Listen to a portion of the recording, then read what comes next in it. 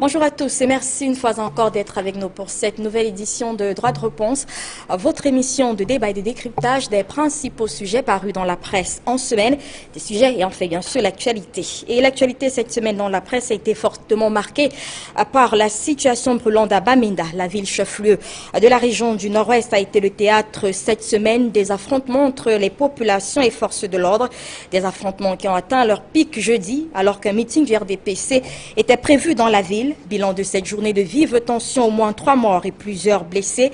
La situation à Bamenda sera donc à l'ordre du jour de notre débat ce dimanche avec nos panélistes. Autre sujet ayant retenu l'attention de la presse cette semaine, il y a aussi ces dernières décisions ou sanctions du CNC. Le Conseil national de la communication a rendu public une série de 24 sanctions à l'encontre des médias et hommes de médias cette semaine.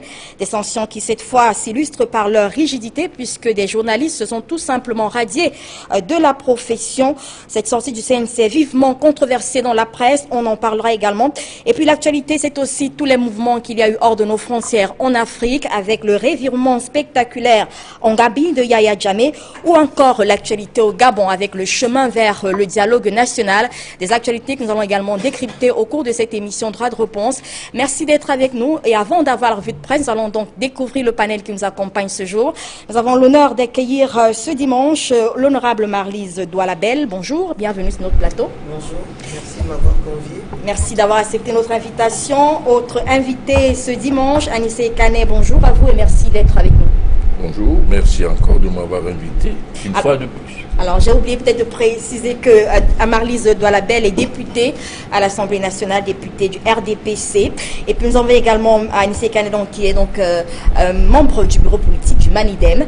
Autre invité ce jour, monsieur Michel Moucho Moussala, bonjour. Bonjour. Vous êtes donc le directeur de publication de Aurore et Aurore Plus.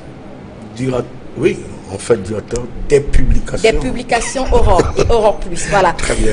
Et puis Edmond Kamga également avec nous ce dimanche. Bonjour Edmond.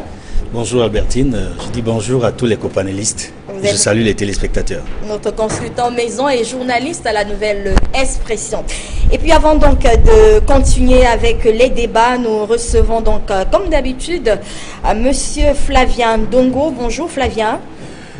Bonjour Albertine, bonjour à tous les téléspectateurs. Et ce sera donc pour la revue de presse ce jour, je le disais, 3 sujets, ou alors un peu plus de 3 à l'ordre du jour ce dimanche. Nous allons parler de cette situation tendue à Bamenda, la ville qui a connu de graves affrontements cette semaine, de graves tensions donc entre forces de l'ordre et population. Mais également, on parlera des dernières sanctions du CNC, le Conseil national de la communication, 24 sanctions au total rendues publiques cette semaine, nous le disions, des sanctions qui s'illustrent par leur rigidité, Flavien Dongo, puisque des journalistes sont donc cette fois-ci radiés de la profession. Et puis un tour en Afrique pour voir les mouvements dans le continent avec le revirement spectaculaire de Yaya Jammeh qui est donc revenu sur sa déclaration, lui qui avait accepté donc les résultats de la présidentielle. Et on parlera également du Gabon.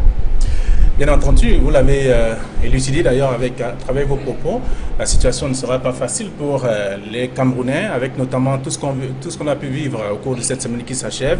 La presse est revenue sur des situations compliquées, d'ailleurs avec l'affaire anglophone qui continue de faire des vagues dans les journaux. Les parlementaires SIF sont d'ailleurs rendus à Bouillon pour marcher et protester d'ailleurs contre tout ce qui a été fait sur les étudiants. C'était un événement pas comme les autres, et bien entendu, c'était pour défier également le gouvernement, selon la Nouvelle Expression, qui s'est intéressé à cette même actualité. On le constate donc à travers la Nouvelle Expression, qui rappelle que ces exactions ont d'ailleurs amené les parlementaires SDF à marcher sur cette ville, et donc en invitant bien entendu le gouvernement à prendre des décisions fermes sur tout ce qui a été fait comme violence sur les étudiants. D'ailleurs, la presse n'a pas manqué l'occasion de critiquer un peu ce fonctionnement-là, même si à l'arrivée, Frunzi a été quelque peu régné par quelques éléments qui étaient, ou quelques populations qui étaient également là, mais juste après, la situation est revenue à la normale, après le meeting de Frunzi, au cours duquel il a demandé, bien entendu, à la population de prendre ses responsabilités et invité d'ailleurs les autorités administratives à amener donc les étudiants qui avaient été tout au moins interpellés par les forces de l'ordre à reprendre également du service, c'est-à-dire entrer dans les campus et en même temps mettre donc fin à toutes ces exactions et que c'était des actions qui ne sont pas appréciables. Le messager qui n'a pas raté aussi l'occasion cette semaine est revenu sur ces mêmes exactions à Bamenda pour dire que la ville est devenue une ville morte depuis plusieurs jours et juste après le meeting de Boya par le SDF, le RDPC est également allé à son tour, rendre également hommage à toutes les personnes, mais non sans critiquer un peu le comportement de la population face aux forces du maintien de l'ordre. Et là, le journal qui n'a pas également manqué de rappeler que Jean Kouete, qui est d'ailleurs le secrétaire général du RDPC, en tout cas du comité central du RDPC, a amené ses camarades du parti à comprendre que ce sont les populations qui sont donc aujourd'hui victimes, mais qui sont d'ailleurs responsables de tout ce qui arrive également dans la région du sud-ouest et même dans le nord-ouest, où Bamenda a donc été à feu et à sang également au cours de cette semaine qui s'achève. Donc les journaux n'ont pas raté l'occasion d'évoquer tout ce cas. Les journaux ont également évoqué le second sujet de ce débat qui bien entendu concerne les sanctions du Conseil national de la communication. Vous l'avez également évoqué. Donc aujourd'hui, il est un cas le plus, d'ailleurs, qui a attiré le plus d'attention, c'est la radiation, en tout cas, on va le dire, de ce journal Aurore et Aurore Plus, en tout cas, qui se transforme, selon bien sûr le Conseil national de la communication, sur une affaire qui concerne la Cameco. Également, le directeur de publication a également été interdit d'exercer ce métier au Cameroun désormais. Ce sont des sanctions qui ont d'ailleurs soulevé quelques réactions, notamment du syndicat national des journalistes du Cameroun, pour dire que ce n'est pas normal qu'un Conseil national de la communication viennent à sanctionner, tout au moins à radier même un responsable des directeur de publication avec tous les dégâts que ça peut causer. Donc, ces éléments ont été traités par la presse également cette semaine qui s'achève. Et en même temps, on a aussi vécu que au niveau de l'international, avec Yaya Jammeh, qui a d'ailleurs apprécié son adversaire, qui a gagné les élections. En plus, il y a un revirement des situations aujourd'hui. Il dit qu'il faut reprendre ces mêmes élections parce que rien n'a pu marcher, selon bien entendu ce que la presse nous propose également cette semaine. Et on va faire un tour au Gabon avec la toute première sortie du président gabonais, Ali Bongo, au niveau international. Et c'est la Chine qui l'a choisi pour aller donner, tout au moins, négocier des accords avec la Chine, qui viendra faire des choses importantes dans son pays. Voilà en fait ce que la presse a pu relever cette semaine qui s'achève. Merci Flavien Tongoé. Parlons justement du Gabon. L'actualité, c'est aussi c'est ce chemin vers l'unité, le dialogue national plutôt dans le pays. On en reparlera tout à l'heure. Avant donc la fin de cette émission, merci encore Flavien et bon dimanche à vous. Nous entrons donc directement dans les sujets qui nous concernent ce jour. Je le disais tout à l'heure, il y a cette actualité à Bamenda. On a assisté à de graves affrontements à Bamenda cette semaine, ville chef-lieu de la région du Nord-Ouest. Jeudi dernier, de graves affrontements, je le redis, entre forces de l'ordre et population qui ont fait au moins 3 morts, 2 selon les sources gouvernementales. Tout est parti de la protestation contre un meeting du RDPC qui est donc prévu dans cette partie du pays jeudi. Alors Edmond Kamga, Bamenda, feu et à sang, c'est donc le titre qui a barré la une fois du Messager et de la Nouvelle Expression. Ça arrive parfois que les journaux aient les mêmes titres, c'est arrivé cette semaine. Alors, est-ce que la presse a quelque peu exagéré ou alors c'était vraiment ça? On a vraiment assisté à une ville à feu et à sang jeudi dernier. Oui, effectivement, Albertine, c'était une ville à feu et à sang. Mais permet quand même que je dise un mot, parce que c'est la série noire, n'est-ce pas, au sein des partis de l'opposition ces derniers temps. Nous venons de perdre encore, dans la nuit de samedi, un cadre du Social Democratic Front, Gabriel Ouattara, qui était conseiller municipal et qui était également ministre, n'est-ce pas, de la recherche scientifique et du shadow cabinet au sein du SDF. Vraiment, nous rendons un vibrant hommage et nous souhaitons que le moment venu, quand ces obsèques arriveront, nous rendrons également un autre hommage. Parce que c'est quelqu'un qui s'est battu toute sa vie pour la liberté et la démocratie au Cameroun. Je pense également à un autre combattant de la liberté qui fut un grand cadre au sein du Manidem. Je pense à Jean-Pierre Gonda qui nous a également quittés il y a quelques jours. Et c'est assez douloureux, il faut le dire, parce que c'est très souvent, ils disparaissent ainsi, soit de coups de maladie, soit un AVC. Ça va trop vite. Et je termine enfin par un autre monument, n'est-ce pas, dans l'opposition, qui nous a également quittés il y a quelque temps, qui est un continuateur de la lutte révolutionnaire au sein de l'Union des populations du Cameroun. Je pense à Moine Gaspard, qui nous a également quittés. J'ai dit hommage à tous ces grands patriotes qui nous quittent. Et oui, c'était donc une série noire, vous l'avez dit. Et pour continuer dans ce qui nous intéresse ce dimanche, cette triste semaine à Bamenda, je le disais, la presse qui a donc parlé d'une ville à feu et à sang. Est-ce que c'était vraiment ça ou est-ce que la presse a peut-être un peu exagéré? La presse n'a pas du tout exagéré, puisque le Messager, comme la Nouvelle Expression et même d'autres titres qui ont envoyé des reporters sur le terrain ou alors qui ont des correspondants sur le terrain à Bamenda ont rendu compte de la situation sur le terrain. Et on a vu, et pour ceux qui consultent non seulement les médias locaux, mais également les réseaux sociaux, vous avez des images qui donnent suffisamment, n'est-ce pas, le thermomètre de la tension sociopolitique qui a prévalu. Choquantes pour des certaines. images, oui, pour certaines, elles sont choquantes. Malheureusement, c'est la réalité sur le terrain.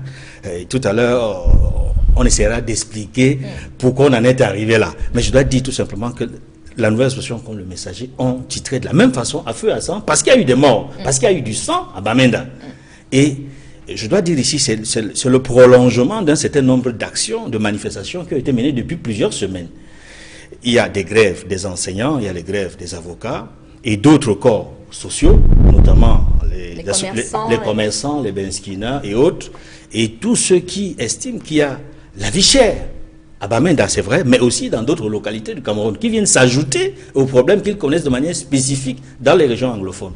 C'est dire que il y a un véritable malaise et un mal-être dans les régions anglophones, et nous souhaitons et espérons qu'enfin, peut-être, le chef de l'État, le président de la République, va dire un mot, s'adresser à la nation, au peuple, et s'adresser aussi et surtout à ces populations-là qui ne cessent de revendiquer et qui, en face de non pas toute la solution, non pas la solution à toutes les revendications qu'ils posent. Parce qu'il y a eu un début de solution, mais certains pourraient parler de saupoudrage. On en reparlera. Michel Mouchomoussala, on est parti des revendications, il faisait bien de le remarquer, des revendications des enseignants, des avocats. Et aujourd'hui, on amenait presque à des émeutes. Comment est-ce qu'on a pu en arriver là? Bien, je voulais tout simplement dire que, pour emboîter le pas à Edmond, dire que la situation dans cette partie du pays nous interpelle tous. Et la manière avec laquelle les revendications ont dû démarrer ne sont, comme observateur, comme journaliste, je constate que peut-être qu'un certain nombre de choses rentrent dans le jeu et qui m'amènent à dire qu'il y a un peu de la confusion dans ce qui se passe à Bamenda. On est parti des revendications politiques auxquelles on a souhaité qu'on apporte des réponses politiques. Et j'ai constaté, parce que mon journaliste qui est sur le terrain m'appelle et me dit, bon voilà, la situation est dramatique. Et des gens que j'ai à Bamenda de ce côté m'appellent pour dire qu'ils ont évacué leurs enfants, qui sont des francophones et qui étaient en service à Bamenda, qui disent qu'ils ont pris les dispositions pour que leurs enfants quittent le Nord-Ouest. En fait, je pense que la revendication de nos frères du Nord-Ouest, c'est légitime. D'abord, notre loi fondamentale prévoit que les gens manifestent. Mais là où j'ai marqué un petit temps d'arrêt comme citoyen, on peut en arriver à poser des actes de revendication. De toute façon, les Yabassiens n'ont jamais demandé qu'on leur laisse au sort depuis 50 ans. Ils n'ont pas une route d'accès pour aller chez eux. Demander une route, c'est légitime. Manifester, c'est légitime. Et il revient du devoir régalien de l'État d'encadrer ceux qui font des manifestations et qui revendiquent quelque chose. Le moyen est, mais je dis bien que ce qui m'a peiné, on peut en arriver à tout, sauf à voir ce que j'ai vu. Brûler l'emblème. Ce qui nous reste comme représentatif, l'emblème de la République, moi, Moussala, je ne partagerai jamais cette approche. Même si c'est l'unique moyen de revendication, n'est pas celui de brûler l'emblème. Parlons-en un peu de ces revendications. Justement, j'aimerais bien qu'on se comprenne. Il s'agit de quoi concrètement? Les revendications, c'était les revendications des avocats, des enseignants. Alors, toutes les autres revendications n'ont pas été formellement déclarées, c'est-à-dire manque de route. On est parti tout simplement des gens qui voulaient des textes WADA, puis des anciens qui se disaient que le système éducatif francophone avait un peu comme phagocyté. Aujourd'hui, il s'agit de quoi finalement? C'est un peu ça la question. Non, le système de BIA a développé ce qu'on appelle le système de pourrissement. On n'apporte pas de réponses idoines, ponctuelles aux problèmes, donc aux revendications que les Camerounais posent habituellement.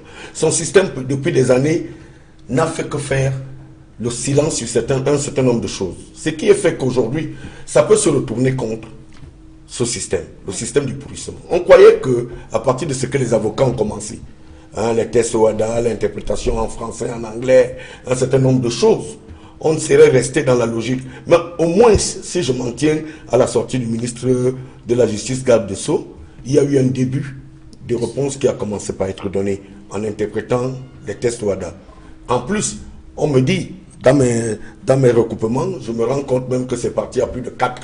Au lieu d'être le français et l'anglais, le portugais, suite à l'opportunité que le Cameroun a donnée, puisqu'on m'a dit que ce n'est pas un test rédigé par le Cameroun. Donc, il y a le portugais qui est rentré, mais je dis tout simplement que sur la base de la revendication est celle des avocats. Maintenant, est-ce qu'il y avait un autre malaise longtemps? Moi, j'ai été à Bamenda tout récemment. La route entre Mbouda et Bamenda, c'était plus une route. Si les populations sortent pour demander qu'il faut qu'on leur fasse une route, je pense que c'est logique, c'est même normal, il faut trouver des réponses à ce problème. Mais je dis tout simplement que sortir de ce cadre, et ne pas poser de revendications, et ne pas apporter des réponses, mais arriver quand même, pour ce que j'ai vu, brûler l'emblème, ce n'est plus ça. La revendication. Très bien. Alors, honorable Marlise Doualabel, pour certains observateurs qui ont réagi dans la presse cette semaine, votre parti, RDPC, le parti au pouvoir, a un peu fait dans la provocation d'avoir envisagé de tenir un meeting à Bamenda dans le contexte tendu actuel, au contexte donc avec des tensions dans cette partie du pays. Est-ce que vous pensez que ces personnes-là ont raison? Est-ce qu'il y avait une opportunité pour le RDPC d'envisager un meeting à Bamenda dans le contexte actuel? Jeudi dernier, jour où on a enregistré des manifestations assez violentes. Je vais d'abord dire, un peu comme M. Moussala, que cette histoire, qui est en fait une histoire de poupées russes, c'est comme ça que ça s'appelle, hein, les poupées russes. Ça commence par les avocats.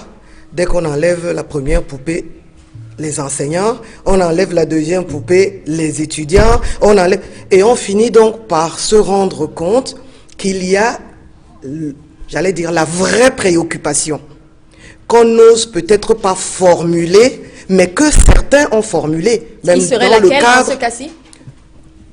La sécession. La sécession. Donc, mon sentiment est le suivant. Si les compatriotes anglophones ont des préoccupations, moi j'ai réussi à comprendre, je me suis peut-être trompé, mais j'ai compris que globalement, les compatriotes anglophones ont des revendications. En fait, ils redoutent l'absorption ou alors l'assimilation de leur culture à la culture francophone. Ça, c'est une grande revendication. La deuxième grande revendication, mais qui rencontre les revendications de l'ensemble du peuple camerounais, c'est les problèmes liés au développement et à l'insuffisance des infrastructures, et qui pose donc le véritable problème qui est celui de la vitesse donnée à la décentralisation. Mais tout cela jusque-là n'explique pas que nous sacrifions nos enfants. Et je vais le dire pour le regretter tout de suite, j'ai vécu un peu en Europe, j'ai aussi regardé la télé comme tout le monde. En général, et parce que je suis psychosociologue, en général, les mouvements de masse sont des mouvements dangereux. Ils sont dangereux, pourquoi? Parce qu'il y a les organisateurs qui ont des j'allais dire, des objectifs précis pour la marche. Et en marge, il y a, bon, des personnes... Des suiveurs.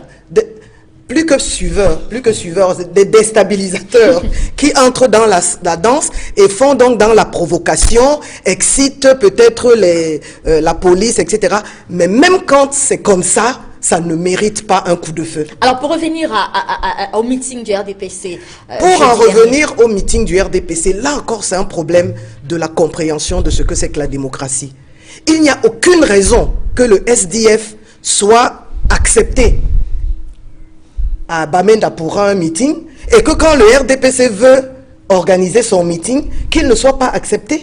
On laisse le RDPC faire son meeting, probablement qu'il n'y aura pas foule, alors ça veut dire que s'il y a rejet, il n'y aura pas foule, il y aura la commission qui s'est déplacée et quelques militants courageux, et il n'y aura personne.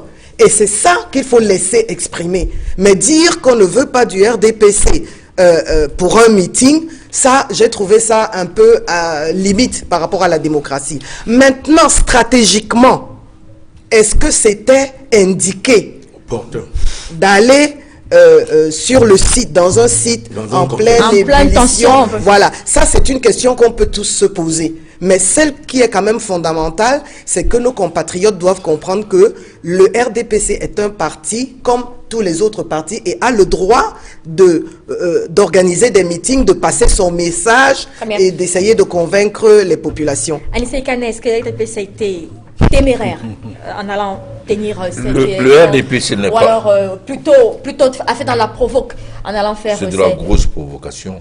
Le RDPC n'est pas un parti comme tous les autres, c'est le parti du pouvoir. Et cela veut dire... Cela veut dire que les revendications en anglophone étaient des revendications adressées au pouvoir. Même si c'est une réponse au meeting du SDF, que je n'approuve pas, parce que je pense que les préoccupations des populations doivent être résolues par les autorités administratives et gouvernementales, pas par les partis politiques. C'était une grosse provocation, même si c'était une réponse au meeting du SDF. Pourquoi? Parce que, rappelez-vous, chaque fois que l'opposition demande un meeting, on dit qu'il y a risque de trouble à l'ordre public. Est-ce que le meeting du RDPC n'était pas un risque majeur de trouble à l'ordre public, pire, d'incitation à la provocation? C'est en cela que je trouve insensé qu'on a entraîné le Premier ministre dans ce piège. Parce que c'était un grossier piège entraîné par le soi-disant responsable de la sécurité dans le pays. Alors, peut-être parce que, sans vouloir vous couper, peut-être parce que le Premier ministre, non, je vous lance tout juste, peut-être parce que le Premier ministre est descendu à Bamenda en tant que chef de gouvernement et qui n'a pas réussi justement à entamer un dialogue, alors à établir un dialogue avec ces populations, qui revient en tant que militant du RDPC. Et peut-être vous précisez également que le SDF a également eu du mal à tenir son meeting récemment à Boya. Donc, le Premier ministre a engagé des négociations en tant que Premier ministre. C'était largement suffisant. Il devait continuer sur cette lancée. Il n'est pas à revenir, parce que si le problème dépasse la négociation avec le gouvernement, ce n'est pas le RDPC qui va résoudre les problèmes des populations dans ces zones, même pas dans les autres zones, puisque depuis 34 ans, on a bien vu qu'il n'a pas pu les résoudre. Donc ce n'est pas le parti qui devait s'afficher à Bamenda, ce sont les autorités administratives et gouvernementales. Et en cela, je trouve que c'est une grosse provocation et qui a entraîné la suite des événements. Parce que s'il n'y avait pas eu cette provocation, la situation se serait calmée à Bamenda. Il faut être sérieux. Au RDPC, madame la députée, honorable députée, vous n'êtes pas obligé de défendre n'importe quoi.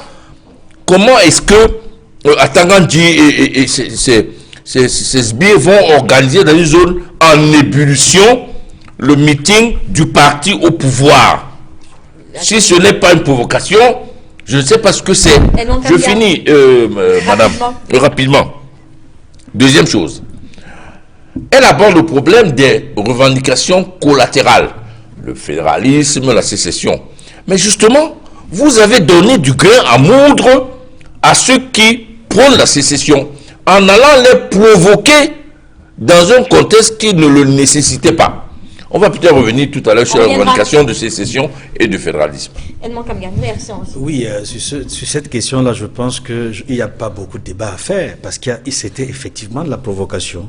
Parce que la veille, n'est-ce pas, de ce meeting du RDPC à Bamenda, il y a eu un précédent, n'est-ce pas, à Boya, il y a eu un autre meeting là-bas, et ceux de Bamenda, les populations de Bamenda ont suivi tout ce qui se passait à Boya. Et rappelez-vous, si vous avez suivi ce meeting-là du RDPC à Boya, entre autres choses que nous avons entendues, c'est que le fédéralisme, on n'en veut pas au Cameroun. C'est-à-dire, parmi les revendications qui ont été posées par les populations anglophones, des différents corps de métier, il y a la question du fédéralisme. Alors, le RDPC a dit, ce n'est pas à l'ordre du jour. Donc, ce point seul suffisait pour que le meeting de Bamenda soit un meeting à feu et à sang. Et celui du SDF, c'était de la provoque aussi. Le SDF avait le droit, lui, de tenir son meeting à Bamenda quelques jours avant.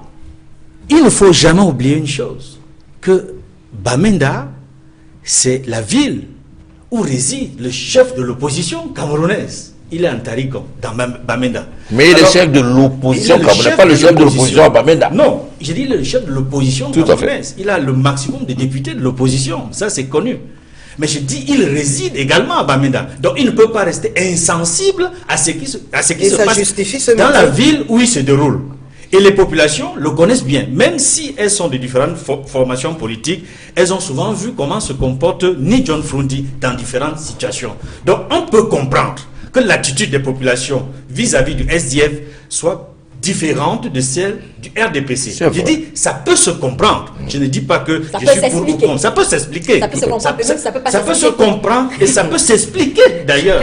Et c'est pour cela que je précisais que Ni John Frundi vit à Bamenda.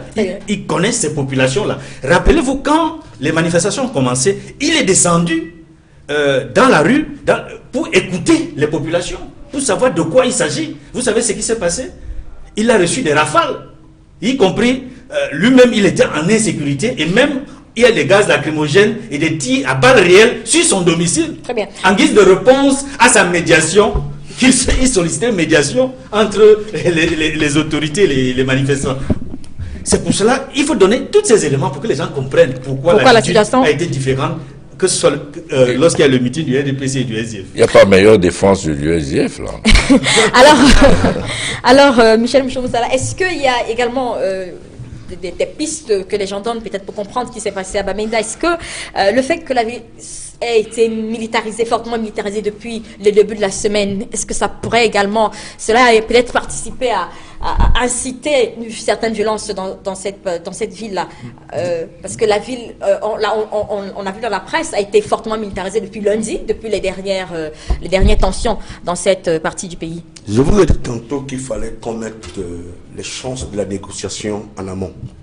Parce qu'en réalité, ce qui se passe à Bamenda, c'est que les gens continuent à se mettre dans l'esprit, excusez-moi, honorable, que quand on est député, sénateur, ministre, qu'on a l'ancien de son coin au Premier ministre. La preuve en est, il y a eu que monsieur le Premier ministre est d'abord allé à Bamenda comme fils de cette région. Il a échoué. Il repart pour la deuxième fois comme missionnaire mandataire du président de la République. Il constate que l'adversité persiste. Il repart maintenant avec pour mission de tenir un meeting. Aussi vrai que je suis un adepte du droit à la différence, que ce que vous pensiez, on peut le... Je crois que la meilleure sanction, c'était la meilleure approche, était qu'il s'assure, les deux parties, que ce soit le SDF, dont on peut qualifier d'une attitude de récupération politique, il faut dire des choses, même si Frundi était ressortissant et leader de cette zone, qu'il ait pu prendre une espèce de sondage pour savoir pour aller jouer au médiateur. Déjà, c'est que, voilà, qu'il s'assure. Parce que ce qui se passe à Bamenda, c'est il y a des problèmes auxquels les éléments de réponse n'ont pas été donnés aux 3/4 ou aux 2/3 pour qu'on en soit à dire que maintenant, on peut maintenant mettre l'option politique. Ça veut dire que les politiques reviennent après pour dire que ce qui s'était passé. Parce que nous avions vu ici à Douala lors des émeutes d'avril. Et je peux le dire, on a vu la chose démarrer à 3 h du matin. Moi, j'étais en plein bouclage. J'étais devant son portail. Quand j'ai vu les gars, je n'ai pas compris pourquoi il y avait cet attroupement. Mais à 4 h, tout a pris feu. Nos leaders, tous ceux qui croyaient prendre la parole. Mais moi, je ne suis que journaliste. J'ai reçu toute la nuit, à partir de mon macaron, on voyait sur ma voiture journaliste, on voyait Europe Plus. Oh, passé. Mais je n'étais pas député, je ne suis pas maire. Le problème spécifique dans cette affaire de Bamenda, là, on aurait pu d'abord trouver des solutions aux revendications et faire un sondage pour se dire que maintenant que la paix est revenue dans les esprits, on peut maintenant aller, les politiques, le LDPC, le SDR, tout le monde devrait aller sur le terrain. Mais après, avoir proposé les solutions. Alors, Marlise Delabelle, vous avez commencé à répondre à cette question-là, mais peut-être pour préciser votre position, la question du fédéralisme. C'est un mot qui est revenu très longuement dans la presse, dans les revendications. Alors, vous avez dit, déjà pour vous, c'était peut-être le fond des revendications de Bamenda et du Sud-Ouest. Alors pour vous, ce n'est pas le pourrissement de la situation qui amène aujourd'hui ce terme à l'ordre du jour. Pour vous, c'était la revendication cachée de tout ce qu'on a vécu dans cette partie du pays. C'est l'impression que j'ai. J'ai l'impression qu'il y a un souci profond, c'est-à-dire un groupuscule qui pense que la solution, c'est le fédéralisme ou la sécession. Et maintenant, ce groupuscule, ils ne sont pas plus idiots que nous. Ils sont au moins aussi intelligents que nous. Donc, qu'est-ce qu'ils font? Ils essayent donc de mettre toutes les mèches qui peuvent s'allumer, les sortir pour que ça s'allume effectivement, que ça s'embrase. Parce que quand ça va s'embraser, pense-t-il, alors il y aura de l'espace pour eux pour manœuvrer. Mais ce que je crois, c'est que le résultat de ce qu'ils appellent l'échec de Fumban. Parce que, en fait, quand j'entends les uns et les autres, je sens bien que cette revendication fait son lit dans ce qu'ils ont appelé, le truc qui n'a pas fonctionné à Fumban. Et qui a donc, j'allais dire, a été porté pendant des années et des années. Et aujourd'hui, certains leaders de ce côté-là estiment qu'ils ont été lésés et que le vécu commun que nous avons eu n'a pas participé à apporter des réponses à leurs attentes. Est-ce que ce serait quand même des revendications légitimes? Je veux dire, tout est légitime. N'importe quel Camerounais a le droit d'avoir la vision qu'il veut de son pays. Là, on ne revient pas là-dessus. Maintenant, il y a des visions néfastes. Est-ce qu'il y a... Mais c'est chacun qui juge l'opportunité de sa vision. On peut les qualifier. Maintenant, laissez-moi permettre que je termine. Pour dire que maintenant, si on allait dans les statistiques et les proportions, que représente le groupuscule qui veut la sécession par rapport à tous les autres, qui ont aussi des revendications, mais qui, pour eux, la solution ne passe pas forcément par la sécession. Ils ont d'ailleurs beaucoup collaboré dans la commission qui a été mise en place pour questionner justement secteur par secteur les préoccupations qui ont été relevées. Ils ont énormément participé. Et je vais donc poser la question suivante. Si les anglophones sont très très très fâchés, et si le Sud-Ouest est tout aussi anglophone que le Nord-Ouest, pourquoi est-ce que le meeting du Sud-Ouest a eu lieu? Et pas celui du Nord-Ouest. Peut-être que quelqu'un répondra à cette question tout à l'heure, mais avant, je reste avec vous, Anissé Kané, pour partager ce point de vue avec vous, mais également avec tous les autres panélistes. Vous l'avez certainement lu dans la presse cette semaine. Il s'agit d'un point de vue d'une grande personnalité, Maître Akere Mouna, qui a réagi dans le Messager de jeudi. Il déclarait: chaque fois qu'un peuple se sent menacé pour des raisons linguistiques, culturelles, ethniques ou religieuses, la solution n'a été que l'autonomie, la décentralisation, le fédéralisme. Qu'est-ce que vous en pensez? Il raconte des histoires. Bon, je vais quand même revenir, honorable, justement parce qu'il y avait des problèmes spécifiques de malaise, de mal-vivre, qu'il fallait faire attention et prendre des dispositions pour discuter de ces problèmes et ne pas faire la fuite en avant. C'est parce que le gouvernement n'a pas réagi rapidement, n'a pas voulu aller au fond d'une discussion que les autres couvercles se sont effectivement ouverts. C'est pour ça qu'il faut que ce gouvernement s'habitue à la logique de la discussion et de la négociation, pas à la logique de la force. La descente du Premier ministre, pour vous, n'était pas suffisante. Mais il fallait continuer. Il fallait justement pas aller vers la surenchère en allant sortir les muscles du RDPC, même si c'est une réponse. Monsieur, le RDPC est un parti. Le Premier ministre est le Premier ministre de la République. Le RDPC ne peut pas venir après le Premier ministre. C'est le Premier ministre qui doit enclencher une discussion et une négociation. Je rappelle quand même qu'il y a eu des décisions. On va quand même parler de ces comités qui ont été créés, mais comités comité interministériel et tout ça, des décisions qui ont été prises. Ce ne sont pas des débuts de solution. Et malgré ces résolutions, effectivement, on se rendait compte que plus on avançait dans les résolutions, plus on réveillait des mèches qui n'étaient pas encore allumées. Simplement parce que la logique n'étant pas seulement la satisfaction de ces points soulevés, tant que ces manipulateurs légitimes, ils sont légitimes, ils jouent les manipulateurs parce que pour eux, c'est un instrument pour arriver à leur fin. Honorable Marlise, moi, il va falloir que je fasse un rappel d'histoire. Oui. Vous conviendrez avec moi que les revendications du Nord-Ouest, ou bien de nos amis anglophones, ne datent pas d'aujourd'hui. Je suis d'accord. On a laissé que la situation pourrisse. Si on avait trouvé des solutions depuis 4 ans, 5 ans, nous, on a des correspondances qui émanent de cette zone où ils écrivent au président de la République, ils écrivent aux membres du gouvernement. Personne ne réagit à leurs préoccupations. Le transfert de compétences. Vous allez revenir. Pas parler du fédéralisme. Vous êtes sur le temps de M. Sanisek. D'accord. Alors je dis que le RDPC, comme d'habitude, a choisi la force. Ils ont donné du grain à moudre à des revendications que moi je trouve dangereuses pour le pays. Pourquoi je le dis? Vous parlez du fédéralisme. Du fédéralisme et de la sécession. Les meneurs de la sécession disent qu'on a trahi les accords de Fouman. Qui a trahi à Fouman? C'est Aïdio. C'est pas le francophone. C'est le régime néocolonial d'Aïdio, soutenu par la suite par Foncha, Mesmer et Mouna et consorts, qui ont trahi les résolutions de Fouman.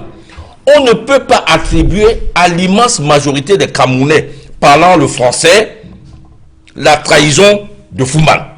Ce n'est pas juste de parler ainsi. Quand on le fait, on fait de la manipulation. Donc c'est une fausse revendication. La trahison de Fouman. Oh, c'est Aïdio qui a travaillé main dans la main avec des élites anglophones qui est responsable de la situation actuelle. On ne peut pas me l'incriminer à l'ensemble des Camerounais. C'est pour ça qu'il faut poser le problème du pays et les problèmes des Camerounais. Le mal-vivre, il y a à l'est, il y a au nord. La logique de ces élites du nord-ouest et du sud-ouest est la même que celle des mémorandats. On se sert du malaise et des problèmes des Camerounais pour se positionner au pouvoir. Supposons, qu'on donne dans tous les ministres, soit du nord-ouest et du sud-ouest. Est-ce que la vie des populations dans ces régions va être améliorée avec ce régime?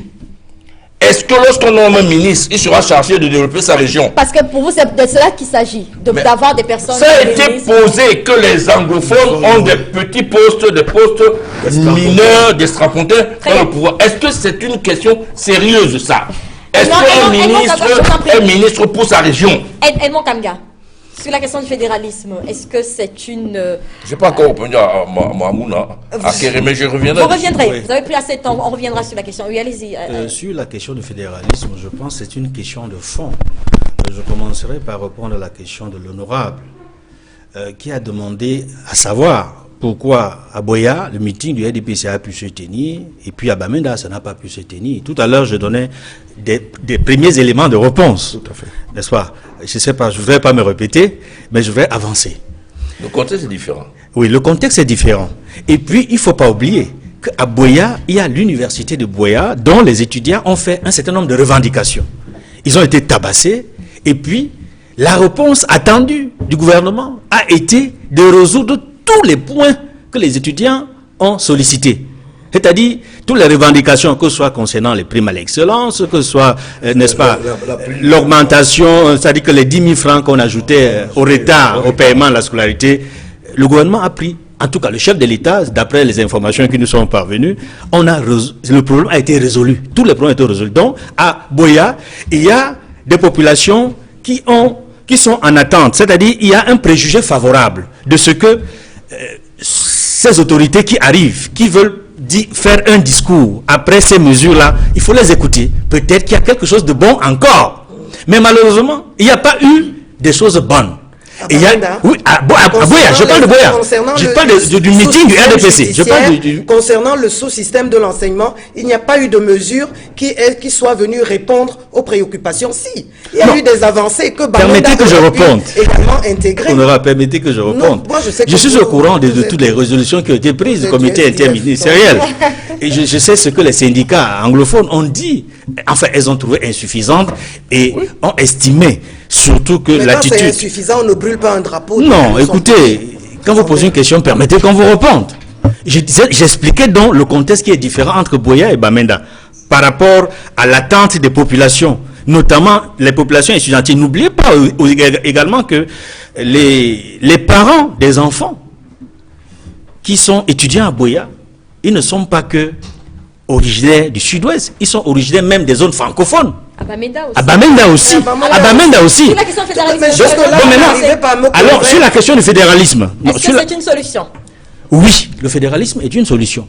Parce que le Cameroun a déjà connu le fédéralisme. Parce qu'on n'a jamais fait le bilan du fédéralisme pour savoir si c'était une bonne ou une mauvaise chose. Parce que justement, comme disait Anissé et Kane, Aïdjo a pris celui de faire à sa tête. C'est-à-dire, il y a eu, j'allais dire, une entente à Fumban entre Diongo Foncha et Aïdjo, mais très vite, après la mise sur pied de la République fédérale du Cameroun, il a sauté le pas. Il est passé de la République fédérale à l'État unitaire, sans transition, avec ce qu'il a appelé un référendum. Je préfère dire ce qu'il a appelé référendum, parce que ça n'en était pas un. Tout à fait.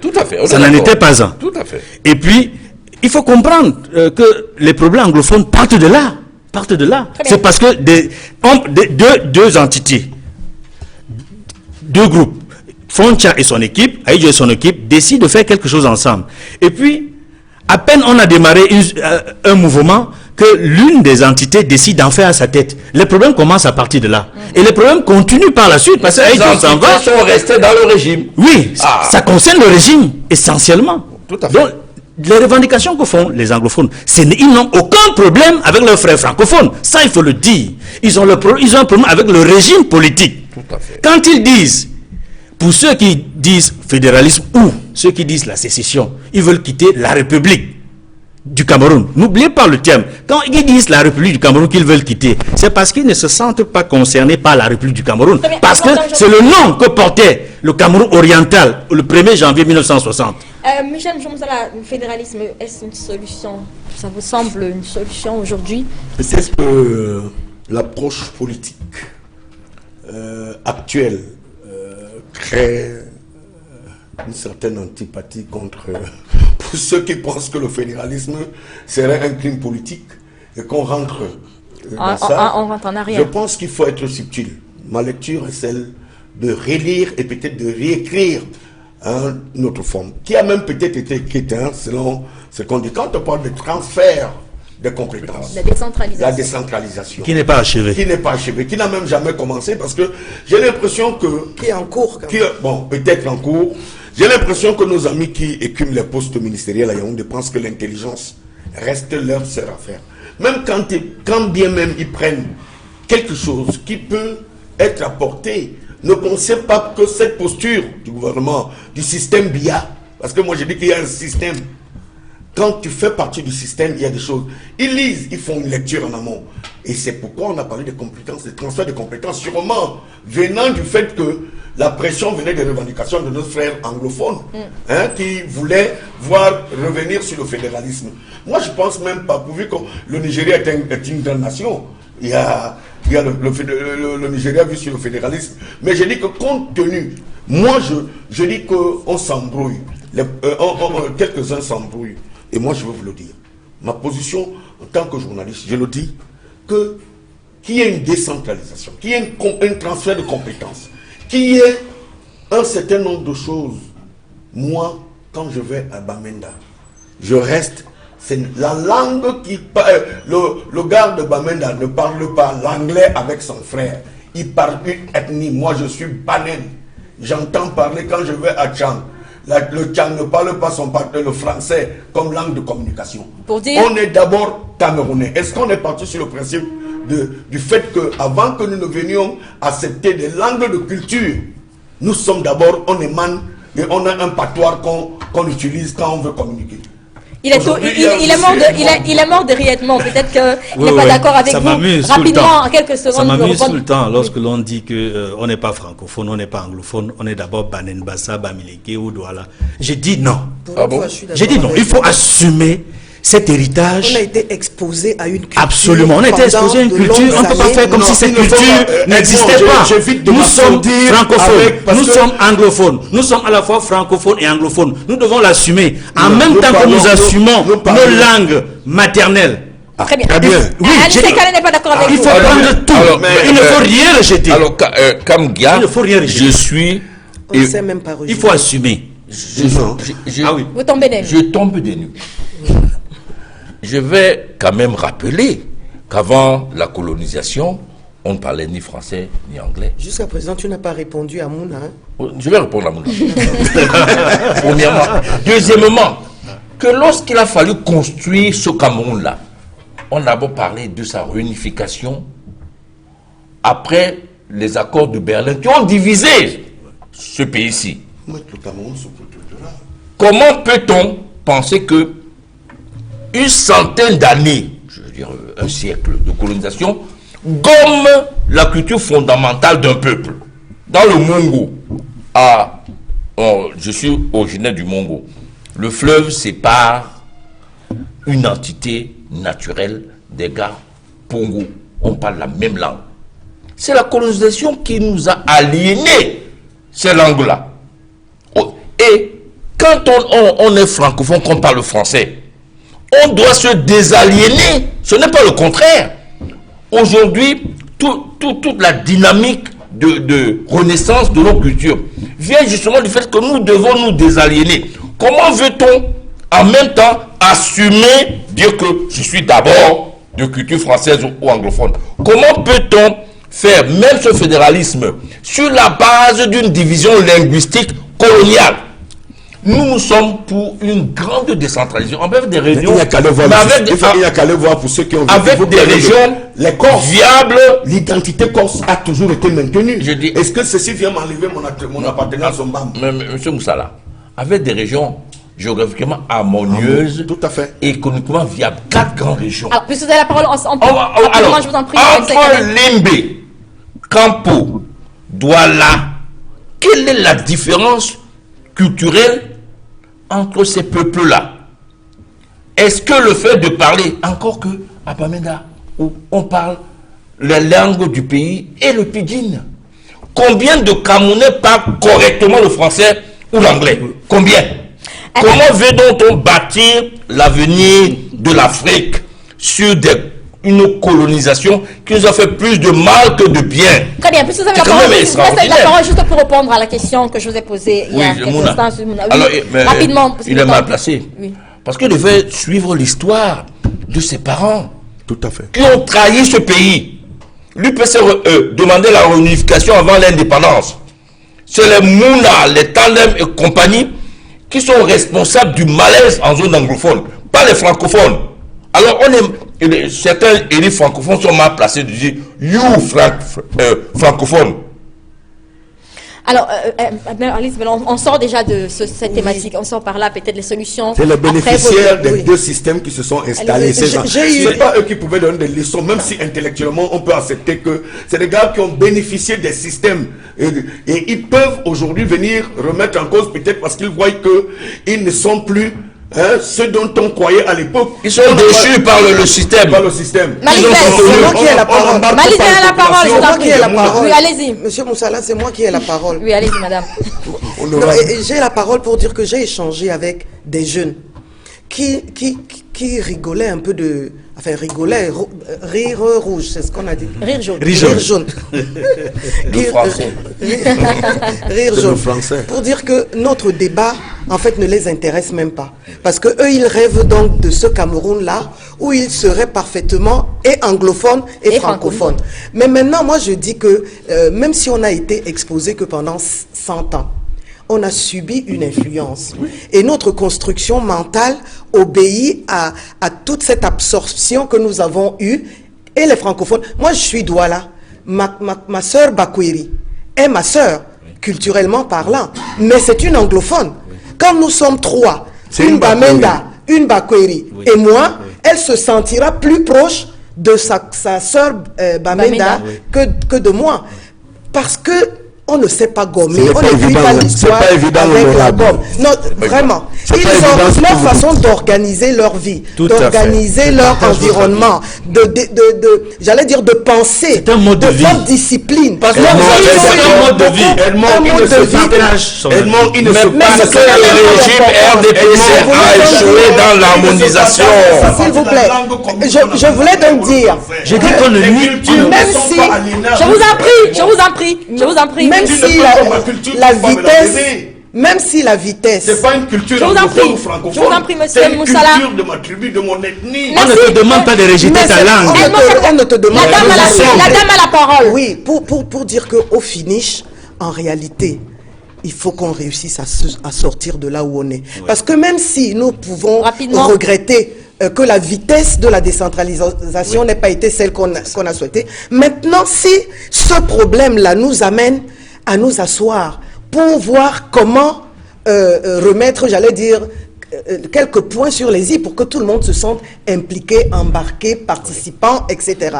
C'est une bonne chose pour moi. Et le gouvernement, je parle pas pour le gouvernement, je fais pas partie du gouvernement. Je parle du gouvernement comme l'instrument, ou bien, j'allais dire... De la politique du RDPC. Non, l'instrument qui doit mettre les choses en ordre. Maintenant, en tant que militante du RDPC, si j'ai envie d'aller tenir un meeting à Bamenda, à Tarinkon, je dois pouvoir avoir cette possibilité. Très bien, la position attendue.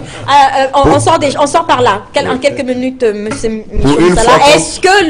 Est-ce que une sortie du président, comme l'a suggéré Edmond Kabia tout à l'heure, pourrait participer à calmer les tensions, entre autres solutions? Je vous ai dit tantôt qu'on a mis en place, lui-même, dans son système, il a mis le système de pourrissement. Il pense que tout silence peut résoudre un problème. Tout à fait. Pour une fois dans ce pays, où on peut empêcher au RDPC aussi, parce que eux, ils ont pris l'habitude d'empêcher. Pour une fois qu'on peut dire au RDPC, attendez, réglons d'abord nos problèmes. Mais je pense qu'une sortie politique du président de la République serait quelque chose d'important pour dire, pour s'adresser à son peuple, que ce soit dans un contexte de trouble. Vous savez, je me rappelle... Rapidement, je vous en prends plus de temps, on passe à un autre sujet. Je me rappelle de ce que Aïdjo avait dit lors de la grève des étudiants à l'université de Yaoundé. Quand il a fait une sortie, quand il a dit que l'ordre régnera par tous les moyens, mais que le lendemain, qu'il augmente les frais de bourse, qu'il donne l'annulation beaucoup d'avantages aux étudiants, on a compris que le père, malgré le fait qu'il ait dit que l'ordre régnera, il a penché au moins une oreille pour solutionner les problèmes. Très bien. Aïnsé Kane est sorti pour sortir de la crise. Rapidement, vous avez 45 secondes environ. Oui, mais les Camerounais se sont battus pour que ce pays-ci soit le Cameroun. KNDP, ça s'écrit avec Cameroun National Democratic Party. Tout à fait. One Cameroun, c'est avec K. Et les nationalistes, les patriotes écrivent toujours Cameroun avec K. Tout à fait. Justement montrer que on doit se reposer sur ce qui nous lie, pas sur ce qui nous distingue. Un mot sur la culture. C'est vrai. J'ai fait mes études en France, je parle français, j'ai appris à parler français. Mais aujourd'hui, je ne peux pas me sentir à l'aise dans cette assimilation. Ce continent-là, le continent noir, ne peut pas se libérer en étant constamment aliéné. Comment sortir de la crise de Bamenda, je vous en prie. Il a aliéné. Comment sortir de la crise de Bamenda? Pas les cultures anglo-saxonnes et françaises. On a aliéné. La preuve, le régime RDPC, néocolonial, est arc-bouté derrière les Occidentaux. Et qui n'est pas arc-bouté derrière une puissance ça fait 50 ans. On n'a pas mis les langues nationales comme langue de communication. Elles Et vont c'était faire gaffe. possible Ça de le va, faire. la crise, Maintenant, merci. ça a bien Oui, démarré voilà. dans les Faut sortir de la crise, je écoles, dans m'en les prie. collèges. Je vais dire les brièvement langues un mot sur nationales, ce que on tu voit. dis. Je ne me sens pas aliéné quand je parle français. Je ne me sens pas aliéné quand je parle anglais. Pour moi, c'est une richesse. En plus de ma langue maternelle. Mais tu parles de culture. Oui, c'est la culture. on est C'est la culture. C'est un mode de vie. On a certainement Quand pris les de francophones quelque parlent de la chose. common law, et quand les francophones parlent du code civil, du droit civil, mais je dis, ce sont des richesses. Quand on les met ensemble. Alors, pour Donc, sortir de la crise, pour vous allez sortir- quoi? pour Harmoniser sortir. tout cela? Voici ce que je propose, enfin, au-delà, parce que j'ai proposé que le chef d'État s'adresse à la s'exprime, nation, oui. et particulièrement à nos frères et sœurs anglophones. Parce que je souhaite qu'il aille même au-delà du message, qu'il fasse le déplacement à Boya et à Certains jeunes l'ont Bamenda. réclamé à Kumba cette semaine. C'est important qu'il fasse le déplacement, qu'il dise aux populations à Boya comme à Bamenda, je vous ai compris. C'est un message de compréhension, un message d'apaisement. Et que rapidement, il sollicite, comme il a commencé d'ailleurs avec le Premier ministre lors de ses premières visites auprès des représentants anglophones, Des syndicats avocats des et tout syndicats ça. et autres, les doléances, qu'il demande que toutes ces doléances soient déposées sur sa table. Mais elles sont Et sur qu'il sa y ait- table depuis des années. Non, écoutez, il y a un temps pour chaque chose. Il peut faire mieux aujourd'hui. Et qu'il annonce un débat, et que ce débat se tienne, s'ouvre, y compris ceux qui parlent de la sécession. Je vais vous dire une chose. Aucun Camerounais, anglophone ou francophone, ne veut véritablement la sécession. Tant Même mieux. ceux qui le disent, Tant ils mieux. le disent, Tant mieux, c'est alors. une stratégie. C'est une stratégie. Très bien. Obtenir Mais qui est dangereuse. le minimum. Elle est dangereuse parce Elle est dangereuse. que... Non, c'est- Alors, écoutez, merci, aujourd'hui, on a merci, des merci, morts, on hein, passe au on a sujet. des morts entre les Merci mains, à c'est vous. pas facile. L'actualité sur Bamenda reviendra certainement la semaine prochaine. On aura l'occasion. Vous allez croire qu'ils sont seulement extrémistes. Merci. Mais donnez-leur la On aura l'occasion d'en parole. parler. Très bien. Ils vont débattre. On aura l'occasion de parler encore de cette actualité, certainement, à Bamenda. Permettez-nous d'aborder le deuxième sujet retenu pour ce dimanche. Il s'agit donc de celui relatif aux sanctions du Conseil national de la communication. Cette semaine, dans le Conseil national de la communication qui a rendu public une série de 24 sanctions qui font une fois encore jaser. Et puis, on peut donc déjà remarquer la dureté de certaines sanctions qui sont parues dans la presse. Je le disais, certains journalistes qui ont été radiés complètement de la profession par ce conseil-là. Nous avons un témoin vivant, une victime peut-être du CNC sur ce plateau, Michel Moussa-Moussala. Alors, mais avant de vous donner passer la parole à vous-même, Edmond Kamga, les réactions de la presse sont plutôt assez dures, une fois encore, après cette sortie du CNC. Elles sont mitigées, pour être un peu plus... Oui. Est-ce que finalement, le CNC n'est pas tout simplement là dans son rôle? Pourquoi ces réactions assez mitigées, assez vives dans la presse? Le CNC, il me semble, quand on s'intéresse aux prérogatives de cet organe, il est dans son rôle, tout simplement. Oui, le CNC est dans son rôle d'après le décret de 2012 qui réorganise Exactement. l'organisation, le fonctionnement du CNC. Et je l'ai souvent dit sur ce plateau, que le CNC, c'est une structure anachronique, dépassée, anticonstitutionnelle. Mais qui Ça- reste dans son rôle, quand même. Oui, malheureusement, il est dans son rôle. Et je suis heureux de ce que nous ayons sur ce plateau une députée, l'honorable Marlise Bell. Je souhaite que vous preniez le texte, tous les textes, le décret de 91, le décret de 2012 qui organise et réorganise le fonctionnement du Conseil national de la communication. Ce texte est dangereux. Je voudrais que vous le revisitiez à l'Assemblée nationale et au Parlement Comme beaucoup de textes. pour en faire un texte lisible, conforme à la Constitution, parce que ce texte, il est très mauvais. On ne peut pas continuer ainsi. Parce que le CNC, aujourd'hui, il est non seulement le bras séculier de l'État, mais il est plus que l'État même. Il est plus que le Léviathan. C'est-à-dire, il a les attributions, je l'ai souvent dit ici, des magistrats. Le CNC, les membres du CNC se comportent comme des magistrats. Ils se comportent également comme monsieur le ministre de l'administration territoriale et de la décentralisation, parce qu'ils ont les mêmes prérogatives. Ils peuvent censurer, saisir des journaux, empêcher un journaliste d'exercer ses fonctions. Et c'est le cas aujourd'hui avec Moussala, qui est pratiquement radié à vie du Donc, corps du métier. on comprend la réaction de Oh, la des loi. journaux dans Oui, pratiquement, des hommes de loi. il est hors la loi. Voilà, c'est-à-dire des individus se réunissent pour dire à un journaliste, monsieur, vous n'êtes plus journaliste. Non seulement vous n'êtes plus, mais votre journal même ne va même plus paraître. On ne veut pas savoir qui sont les employés, combien de membres de leur famille jouissaient, n'est-ce pas, de l'emploi, pouvaient vivre, être nourris par ce métier. C'est-à-dire, l'entreprise de presse meurt Mais quel est ce pays où des lois permettent de faire des choses de ce genre? Non, ça c'est un exposé liminaire.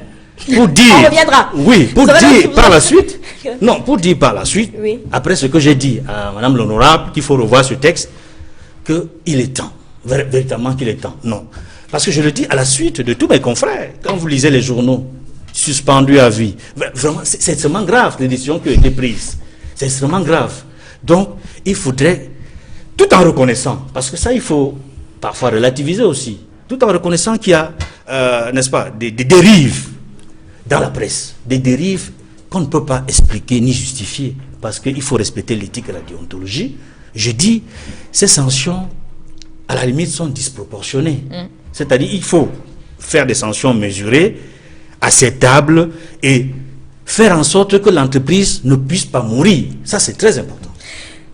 Michel Moussala, on le disait, vous êtes l'une des victimes du CNC cette semaine et vous avez écopé de la peine la plus lourde, si je peux m'exprimer ainsi, radiée de la profession, tout simplement. Alors, est-ce que vous considérez cela comme un acharnement à votre personne ou vous pouvez comprendre les motifs qui vous sont reprochés aujourd'hui? On vous reproche entre autres un acharnement sur une certaine personne, une personnalité. Est-ce que vous comprenez le CNC aujourd'hui? Ou alors vous avez vous aussi l'impression que c'est un abus de pouvoir? Bien, je crois que je passais une émission, c'est vrai que le contexte n'est pas le même. Je continue à dire que je suis désolé, parce que Edmond est là. Il est aussi témoin de l'histoire, parce que j'ai été quand même le premier, j'y suis peut-être parce qu'on n'est pas encore reparti aux États généraux de la communication. J'assure les fonctions de premier vice-président de la commission éthique et déontologie aux États généraux de la communication. Si on n'avait pas tenu compte de ma compétence, c'est Monseigneur Buffet qui était président, malheureusement il est mort. Si on s'en tient aux résolutions du Conseil national de la communication, j'assure encore les fonctions de président, vice-président. La commission d'éthique et la déontologie. C'est que de votre point de vue vous met à l'abri des sanctions? C'est pas me mettre à l'abri. C'est qu'on sait quand même que dans ce domaine, j'ai quand même une connaissance dans le métier sur l'éthique. Mais je vais vous dire, ce qui est intéressant à savoir et à nos téléspectateurs, je prends quelques points sur lesquels l'acharnement s'explique. Le Conseil national de la communication, quand vous lisez son fonctionnement, doit se réunir avec le tiers des membres. Les gens refusent le conseil se réunit, ils sont 9 membres. 5, ils se mettent quelque part et décident de dire qu'ils mettent fin à l'existence de mes éditions. Ils ne choisissent pas le caractère. Et quand vous relisez, parce que Edmond, quand vous prenez l'article, les dispositions de l'article 39 du fonctionnement du Conseil national de la communication, on leur dit, d'abord, ils n'ont pas compétence, c'est l'administration territoriale qui doit me demander l'existence du titre Aurore, puisque Aurore a existé avant qu'il ne devienne Aurore Plus. La nouvelle expression a vécu la même scène que nous sur le Conseil. On a vu la nouvelle presse et la nouvelle expression devenir expression nouvelle. L'expression nouvelle. Ce n'est pas nouveau. Le messager était devenu la messagère. Donc, on a droit à 3 titres à la création. Le législateur le permet. Bon, maintenant, comment expliquez-vous que si ce n'est pas de l'acharnement, 5 individus sur 9, 4 fonds d'affection refusent de signer le procès verbal, vous décidez que ça passerait au forceps? C'est une décision unique. Sauf que vous n'êtes pas le seul quand même dans cette série d'éditions. Il y a non, plusieurs décisions. Je suis le seul parce que je suis le seul à être radié et à être radié avec même ceux qui n'ont commis aucun forfait dans la rédaction. Ça veut dire que s'il y a 15 journalistes, à partir du moment où les 2 journaux sont fermés à vie, c'est les dégâts collatéraux. Donc ils sont systématiquement aussi radiés pour n'avoir rien fait. Alors, qu'est-ce que vous voulez qu'on dise? Moi, je dis tout simplement qu'aux États généraux de la communication, nous avions donné un document, nous avions travaillé sur un document de référence dont M. Tiroma détient. C'est pour ça que les résolutions des États généraux de la communication, tu conviens avec moi, Edmond, qui ne sont jamais publiées jusqu'à aujourd'hui. Parce que nous avions apporté un travail de fond sur les attributions du Conseil national de la communication. Alors, je vais vous dire l'acharnement. Permettez-moi, puisque je suis victime, Oui. que vous me donnez cette opportunité. Vous ne pouviez pas venir à Douala. La première suspension était de 3 mois. Depuis 3 mois, le Conseil n'a pas jugé opportun de lever La les suspension scellés de sur la Repousse. radio. Non, de lever même les scellés. Ils sont venus au restaurant Le Beaujolais. Qu'est-ce qui explique que le président du CNC vienne au Beaujolais dépenser de l'argent auprès de l'autorité administrative, le suppliant que non. Pour que notre Conseil national de la communication montre les couleurs, c'est d'abord Moussala parce qu'il est un leader. Il faut venir apposer les scellés. Jusqu'aujourd'hui, 1 an après, on n'est pas venu déceler la rédaction. Rien n'explique ça. Pour remonter au créneau, me demandant, et en plus, je vous dis, que quand on dit que j'ai été notifié là du livre, j'ai été notifié auprès d'un huissier à Yaoundé, pour que cet huissier, pour que je vienne, le principe du contradictoire. Pourquoi on ne me donne pas l'occasion d'échanger avec vous? Ils viennent, ils savent là où venir sceller la rédaction, ils savent qu'il faut aller déposer, selon eux, ils ont déposé à Yaoundé chez un huissier, pour que cet huissier me notifie, il faut qu'il passe par un huissier à Douala. C'est les règles, c'est la procédure. Donc nous n'avions jamais eu, ni à nous expliquer, et même, je crois que vous avez vu, un membre du CNC qui a fait sa sortie pour dire que lui-même, on ne lui a pas donné l'occasion. Christophe Bobiokono A dit qu'on ne lui a pas donné l'occasion de s'expliquer. Très bien. On reviendra à vous, M. Moussala, avec vous, honorable Doualabel. Un organe de presse, j'ai été interpellé tout à l'heure, un organe de régulation qui peut pratiquement quand même radier un journaliste de la profession, qui peut interdire le fonctionnement des entreprises, que sont les organes de presse, ça fait quand même beaucoup. Est-ce qu'on peut comprendre aujourd'hui le malaise des journalistes qui n'acceptent pas le CNC? Est-ce qu'on peut comprendre les journalistes qui pensent que c'est un instrument pour une entrave à la liberté des journalistes au Cameroun, cet organe? Oui, bien sûr. L'organe existe. Il est un organe de régulation et de normalisation. C'est clair dans les textes.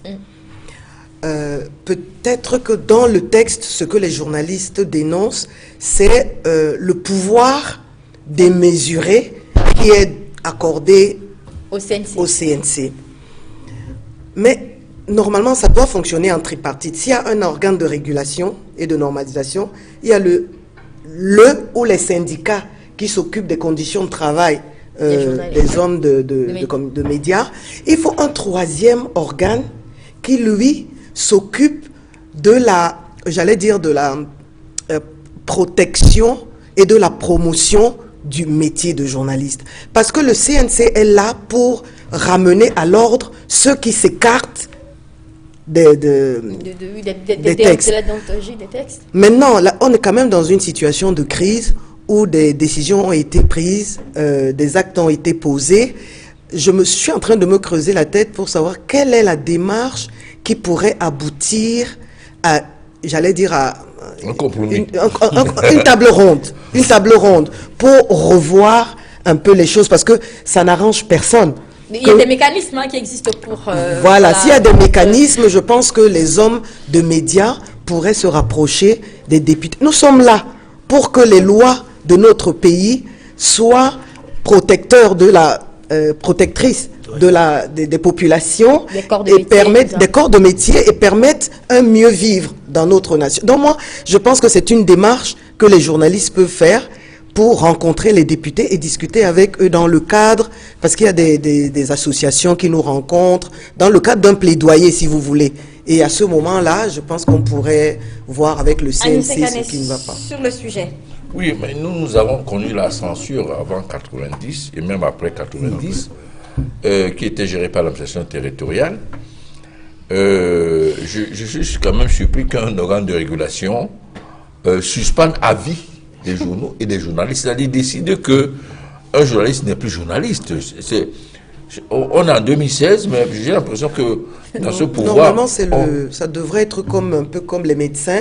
Oui. C'est l'ordre qui doit dire qui est journaliste et qui n'est pas journaliste. Vous comprenez, honorable député, que votre régime n'est pas de la même planète que les autres pays. Vraiment, parce que ça sort de l'entendement. Qu'on suspende, on décide qu'il n'est plus journaliste, y compris tous les autres. Voilà, premièrement. Deuxièmement, je crois que c'est à l'image du régime. Parce que dès qu'on a une parcelle de pouvoir dans ce régime, on en abuse. C'est extraordinaire. Je pensais à M. Essoka, quelqu'un de plus tempéré. Mais dès qu'on lui a donné le pouvoir, j'ai l'impression que c'est fini. C'est un individu. Je ne suis pas, moi je ne défends pas Moussala. Il sait qu'à plusieurs reprises on s'est opposé sur certains de ses articles. Mais bon, je préfère encore qu'une décision de justice demande à Moussala de payer des centaines de millions au directeur général de la Camer ou aux autres, plutôt qu'on suspende le journal. Parce qu'au moins là, il y a la possibilité de faire appel, d'avoir un débat contradictoire devant des magistrats. Mais que des messieurs et dames s'asseyent dans un coin et du haut de leur siège décident que c'est fini pour ça paraît anachronique, démesuré, hors période, sur une autre planète, voilà. Vous permettez que je dise quelque chose? Allez-y. Oui, juste pour dire que j'ai proposé aux journalistes de se rapprocher de nous, mais je pense aussi que, en tout cas moi personnellement, je vais m'employer à me rapprocher des du CNC. Non, d'abord du CNC. Du CNC. L'acte posé par M. Peter Essoka n'est pas anodin. Elle n'a pas terminé, je vous en prie. Je pensais qu'elle avait terminé. Non, j'avais pas terminé. Allez-y, on aura permis. Oui, parce que pour être efficace dans l'adresse d'une préoccupation, il faut quand même en savoir un peu plus que ce qu'on voit dans les journaux. Donc je pense que je vais m'employer à faire ce rapprochement et à savoir un peu ce qui s'est passé. Mais je pense qu'il voulait il va être plus royaliste que le roi, M. Peter Essoka. Permettez-moi sur votre plateau de le dire. Je l'ai dit sur d'autres cieux. Au-delà de l'acte qu'il a posé, j'ai dit que ce qu'il a posé comme acte il y a 4 jours ne rentre pas dans l'orthodoxie de ce qui revient comme prérogative. Prérogative. Ah bon, vous pensez? Je le dis parce que je lis parfaitement. Il y a quelques... Vous ne pouviez pas, même sur le plan stratégique et politique, quand quelqu'un n'a pas une mission, 2 organes d'expression de langue anglaise, dans un contexte comme celui-ci, vous dites que pendant 6 mois, ils ne paraissent pas, ainsi que tous les journalistes. Je dis bien que ce sont des décisions. si M. Biya, président de la République du Cameroun, et ceux qui sont sur cette table autour de nous, autour de vous, il n'y a pas mieux que Biya. Quand je prends la somme des journaux, quand je vois ce qu'on dit sur M. Biya, je crois que si on prend Peter Essoka, on le met 10 minutes à la place de Biya. Ce n'est pas avec la hache qui va passer les journalistes. Oui, mais c'est pas une raison pour aussi vous agresser à travers. Je dis que je le dis, on a affaire à un tortionnaire. Monseigneur Béfé a occupé ses fonctions. Je peux vous sortir les différentes correspondances que Monseigneur Béfé, en tant que président du CNC, faisait aux organes de presse. Permettez-moi de vous dire que Monseigneur Béfé Ateba non plus n'était pas très accepté par les journalistes. Ça fait que non, à cette époque-là. Sa procédure, paix à son âme, cette procédure paraissait vraiment être un organe de régulation. Parce qu'on vous disait la phrase que vous avez utilisée dans la rédaction. Et on mettait la mention. Et on vous envoyait une correspondance pour dire ce pourquoi, quand le conseil s'est réuni, déontologiquement et de par l'éthique, je le dis, Edmond est là. J'ai des correspondances qu'envoyait le conseil national après qu'on ait entendu le principe du contradictoire. Mais vous avez les gens qui installent le banditisme dans un organisme comme le CNC. C'est du vrai banditisme parce que rien n'explique que pour saisir un journaliste ou un directeur de publication, les mécanismes sont clairs. Vous avez là derrière des artistes. Vous venez au CNC, et je vous cite, on vous dit que vous deviez être entendu par vos pairs, cela veut dire les 9. Mais quand vous arrivez au CNC pour vous faire entendre, c'est les employés de bureau qui viennent se mettre devant un Moussala pour lui poser des questions sur l'éthique et la déontologie. Des gens qui n'ont rien à voir avec le métier. Vous trouvez ça normal? Alors, nous sommes dans un monde foutu à travers ce qu'on voit. Ou c'est la fin, ou c'est un coup d'état que M. Peter Essoka a été appelé à contribuer pour poser des actes. Parce que ça, c'est du banditisme intellectuel qu'on fait là-bas. On ne peut pas accepter que dans une république, M. Biya pouvait passer les Edmond Kamia, les Moussala depuis à la guillotine. Je suis fier d'avoir contribué à ma manière. Hein. Ça, je vous le dis. Très bien. Vraiment, je suis fier. Des individus qui n'ont aucun état de service Moi, si je quitte la presse, je vais faire la plantation. On ne me fera plus embaucher à la nouvelle expression. Alors, Edmond Kamga, justement, est-ce que le problème, c'est Peter Osoka, le CNC, ou alors celui qui met ce type, qui pense ce genre d'organe-là, qui donne ses prérogatives à un organe? Est-ce qu'on ne se trompe pas de cible? Est-ce que la cible, c'est pas ce régime qui a pensé à ce CNC finalement, à mettre cette assemblée? Cette assemblée, oui, si vous voulez, à ce CNC. Est-ce que finalement, c'est pas là le problème? Le problème, c'est pas le CNC, parce que il me semble, en préparant cette émission, en disant très bien, que le CNC, malgré tout, est quand même dans ses prérogatives. Hein. Il a le droit de retirer un journaliste de la profession. Mais est-ce que c'est normal qu'on lui a donné? Parmi dans ses articles, il a le droit de suspension. Tout à l'heure, oui, il a le droit. Il y a un certain nombre de mesures qui leur permettent de suspendre et d'interdire même. Et d'interdire la profession. C'est pour cela que je disais au début de mon propos, j'ai invité l'honorable, n'est-ce pas, à revisiter ce texte. Il est dangereux. Je vous ai dit, et vraiment, la première chose que vous devez faire, si vous voulez aider la presse, c'est de revoir les textes qui créent, n'est-ce pas, ces structures-là. Et d'associer l'ensemble des journalistes, ceux qui ont un certain nombre d'années dans ce métier, et on les connaît dans le privé comme dans le public. Il y a des juristes parmi nous, j'en suis un. Je suis journaliste et juriste également. Donc mon avis peut compter. Oui, mais et j'en connais. Est-ce que ça n'a pas été une réponse à un certain comportement des communicateurs? J'allais revenir à la question. Est-ce que ce n'est pas... Bon, c'est peut-être une dérive, mais qui arrivait parce que ça allait dans tous les sens. Oui, c'est peut-être une réponse. C'est peut-être au service. Non, Edmond, cette histoire qu'on appelle le CNC, c'est un élément parce que nous l'avions dénoncé, pas sans que je sois confronté à ça. Moi, j'ai conduit la délégation des patrons de presse quand M. Aman Mana avait été interpellé. Tous les combats de presse, le CNC, là où il devrait se prononcer, est-ce qu'il y avait un problème sur l'article rédigé par les journalistes? Là, le CNC ne se prononce pas. Il y a des journalistes qui sont poursuivis devant le tribunal militaire pour des articles, pour la détention de soi-disant des informations pour non-dénonciation. Pour non-dénonciation. Oui. Je voulais donc dire. Dans ce pays, nous allons dire des choses qui vont faire mal. Je voulais donc dire, pour distinguer, s'il vous plaît. Oui. Je voulais donc dire, parce que... Rapidement, parce que le temps... Vraiment, paix à son âme, Feu Beufa Ateba a été président du Conseil national de la communication. Mais, même quand il était parfois juge et parti, je peux vous dire aujourd'hui que celui qui l'a remplacé est pire. C'est-à-dire qu'il est plus dangereux. C'est-à-dire qu'il va même au-delà de l'esprit des textes. À la limite même, il y a comme des règlements de compte. Parce que si vous parcourez les sanctions qui sont prises par ces structures-là, vous vous rendez bien compte que selon que la personne qui initie, qui propose que l'on fasse une enquête, un examen sur tel média ou tel journaliste, selon les grades, j'allais dire les grades, ou la position de pouvoir, la position sociale de la personne qui se plaint, correspond à un type de décision. C'est-à-dire, si c'est un ministre, si c'est un DG qui se plaint, ou alors si c'est le menu frétin, si c'est n'importe qui, si un Camerounais lambda qui se plaint, vous comprendrez, vous allez vous rendre compte que quand c'est plutôt un ministre ou un DG qui se plaint, la sanction est plus lourde. C'est pas subjectif votre façon de non, ce n'est pas subjectif, parce que je le dis sur la base d'un constat. Du temps de Beufa Ateba, ce n'était pas comme ça. Très bien. On va regarder. C'était mesuré.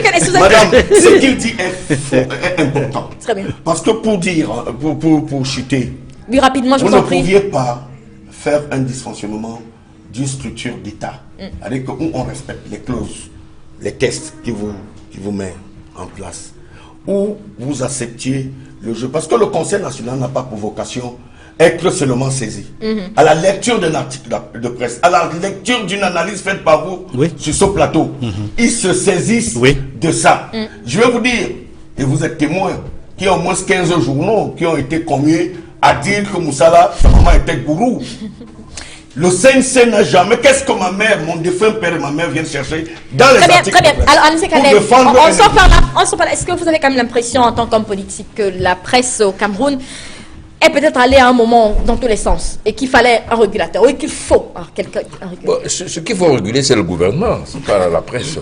C'est vrai, c'est le gouvernement du RDPC qu'il faut réguler, qui a des dérives permanentes. Donc je pense que, bon, monsieur Peter Souka se trompe de cible. Très bien. Et pour sortir, honorable, on sort rapidement. Oui, non, mais j'insiste pour dire que la presse joue un rôle très important et a un métier très dangereux parce qu'effectivement, la presse peut tuer.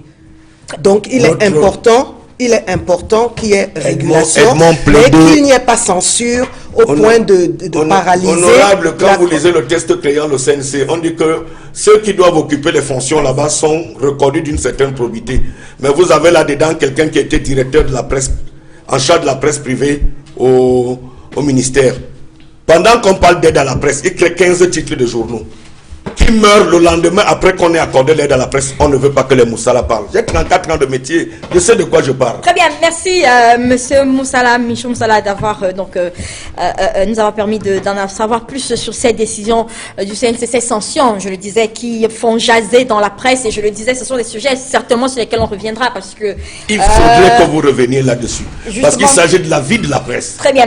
Alors, je disais à l'entame de cette édition de Droit de réponse, l'actualité cette semaine, c'était également les mouvements dans les pays voisins. Il y a l'élection au Ghana, la déclaration de Paul Kagame, par exemple, qui a laissé entendre cette semaine qu'il n'allait pas se représenter certainement pour notre mandat. Il y a également la situation, le revirement spectaculaire en Gambie avec Yahya Jammeh qui avait d'abord reconnu sa défaite et qui, il y a quelques jours, près de moins d'une semaine carrément après les résultats, qui revient pour dire non, mais il y a également la situation au Gabon avec donc ce chemin vers le dialogue national. Le président Ali Bongo qui essaye tant bien que mal à rallier toutes les sensibilités politiques de son pays à sa cause. Vous le savez, à la dernière élection présidentielle, il y a donc eu comme fracture dans le pays avec ce camping qui s'en était sorti avec plus de 40% des voix, et puis Ali Bongo.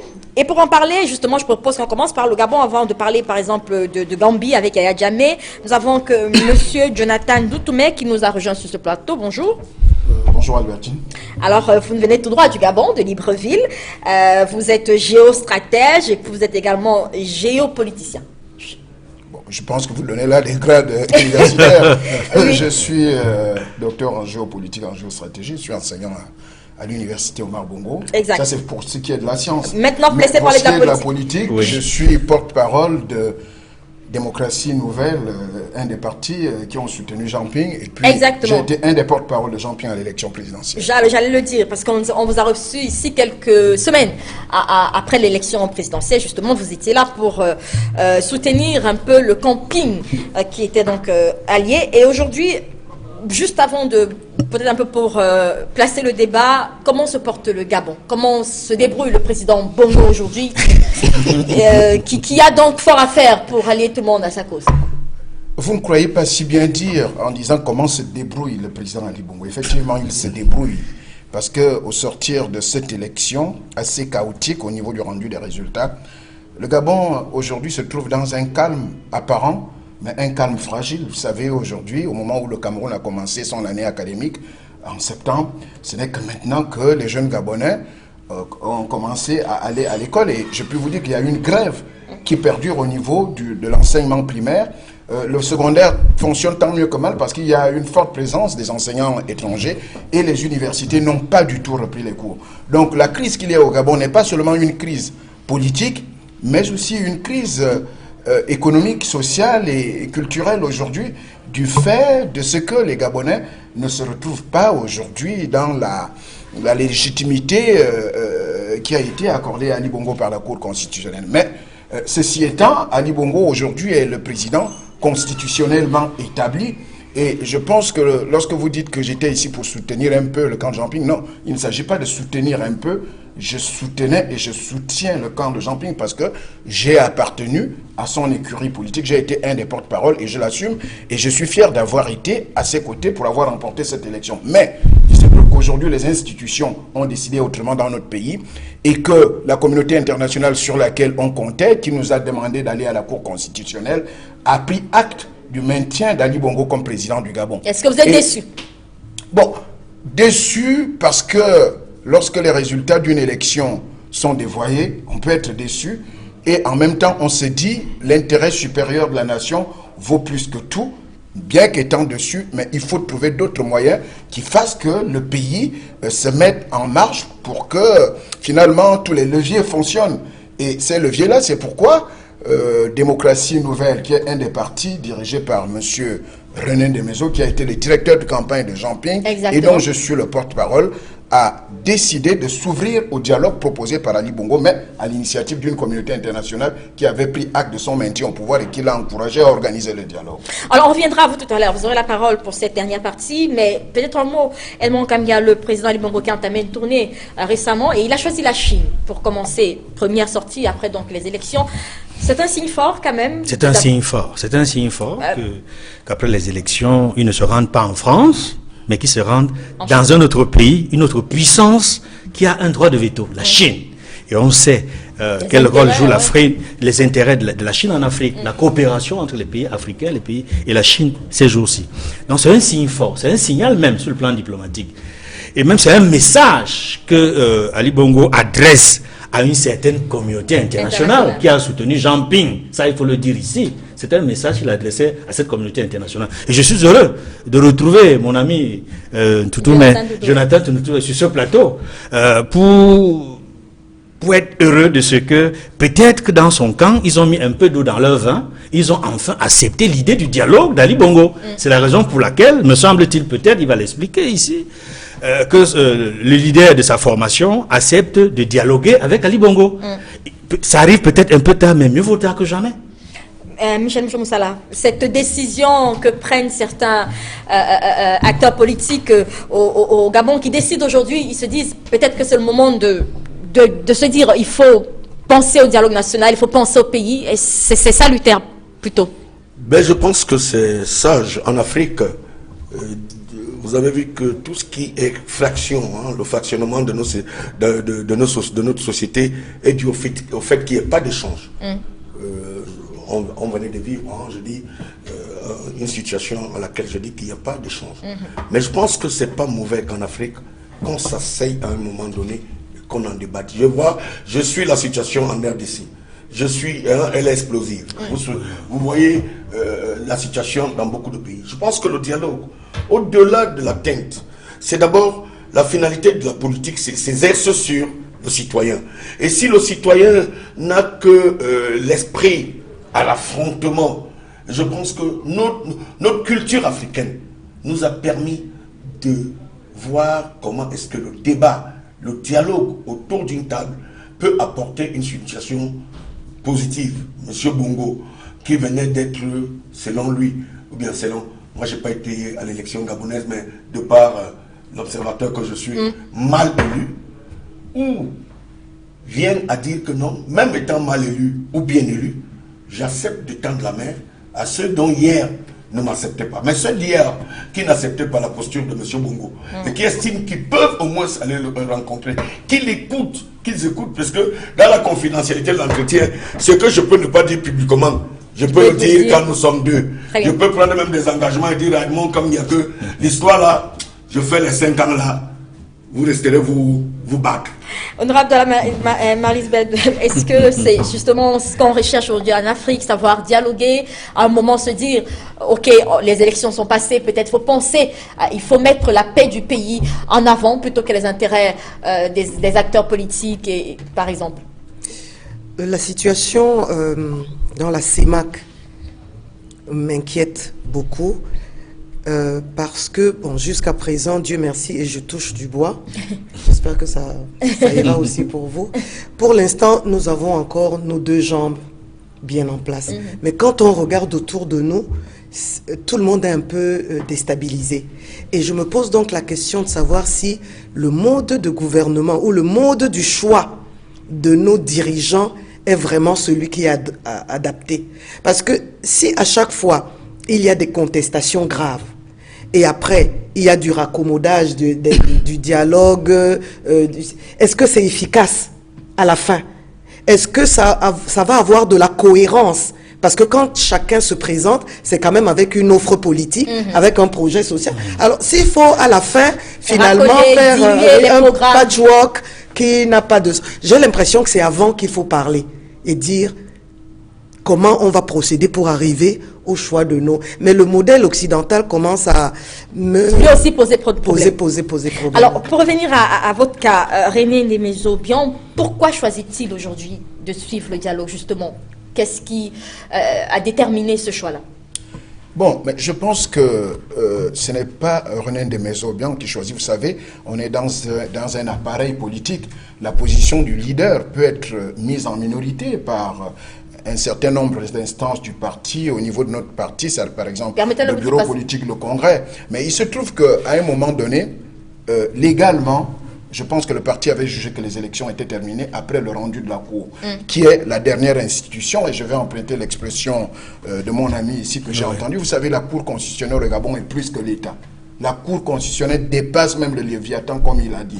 Et la Cour constitutionnelle a eu trop de pouvoir. Et je peux vous dire qu'au Gabon, la Cour constitutionnelle décide de tout et de rien.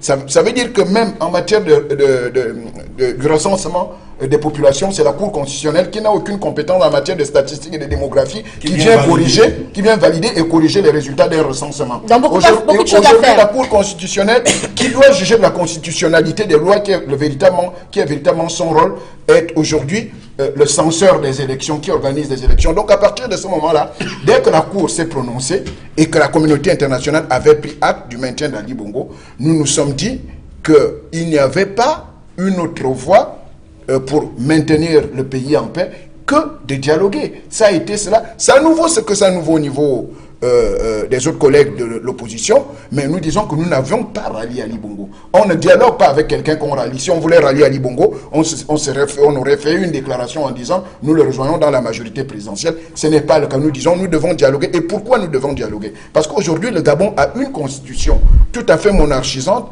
qui aujourd'hui ne peut pas mettre fin à la dynastie de la famille Bongo au pouvoir. Nous avons une constitution qu'on a héritée d'Oumar Bongo et pas d'Ali Bongo.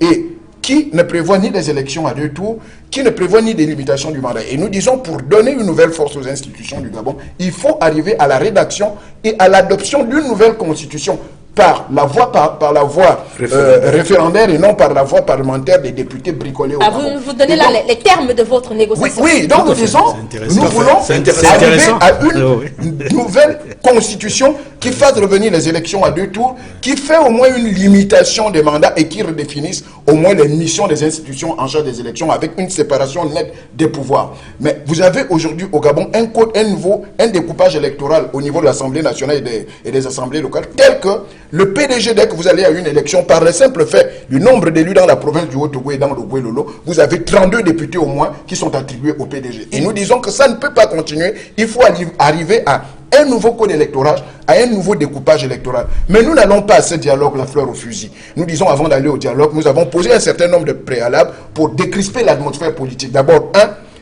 libérer tous les prisonniers politiques. Il y en a des centaines dans les prisons du Gabon à partir des événements du 31 août dernier, lors des événements post-électoraux. Et en plus, il faut constituer une commission d'enquête qui va définir les responsabilités des centaines de morts qu'il y a eu, pour qu'on arrive à la responsabilisation de l'État pour déboucher sur les indemnisations des familles. Et enfin, nous demandons à ce qu'il y ait une facilitation internationale, soit au niveau de la CEMAC, beaucoup plus au niveau de l'Union africaine, au niveau de l'Union européenne ou au niveau de l'ONU pour une facilitation de ce dialogue afin que la confiance règne. Parce qu'aujourd'hui, ni l'opposition ni le pouvoir, il n'y a pas de confiance entre nous aujourd'hui. Je reste avec vous.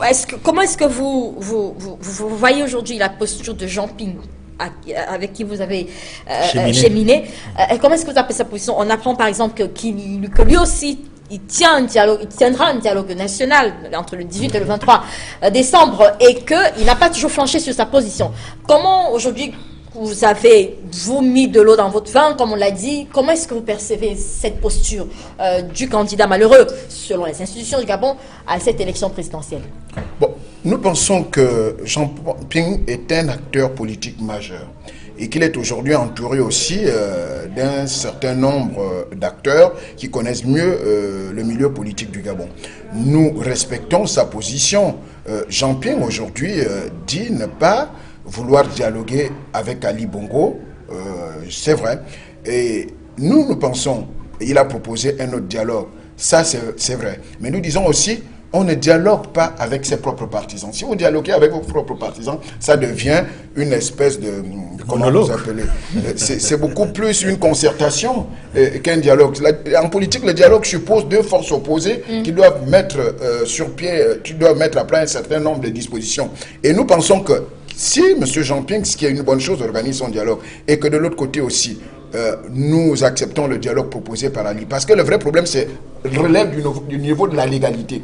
Ali Bongo, même s'il y a des problèmes de légitimité, a été reconnu comme le président légal du Gabon. Et que, en dialoguant avec lui, on a peut-être un peu de chance que certaines résolutions de notre dialogue reçoivent force de loi. D'ailleurs, c'est ce qui constitue aussi une de nos exigences, c'est-à-dire que les résolutions prises au cours de ce dialogue reçoit force de loi. Nous l'avons déjà fait aux accords de Paris en 1994 avec Omar Bongo, où les résolutions des accords de Paris, on avait organisé un référendum, le deuxième du pays, pour recevoir ordre de loi. Donc, le dialogue avec Ali Bongo a peut-être cette chance de faire en sorte que certaines des résolutions reçoivent force de loi, parce que c'est lui qui gère le levier légal du pays. Edmond Kamga, la posture de Jean-Ping, est-ce que le mois peut-être venu pour ce candidat-là d'accepter le dialogue finalement? Je pense que Jean-Ping n'a toujours pas compris la situation réelle, la réelle politique au Gabon. Il n'a toujours pas compris. Et je suis heureux, vous m'envoyez ravi, M. Ntoutoumé. Quand je vous écoute, je suis heureux. Parce que sur ce plateau, pendant l'élection présidentielle, vous vous rappeliez, je vous conviais à ce dialogue.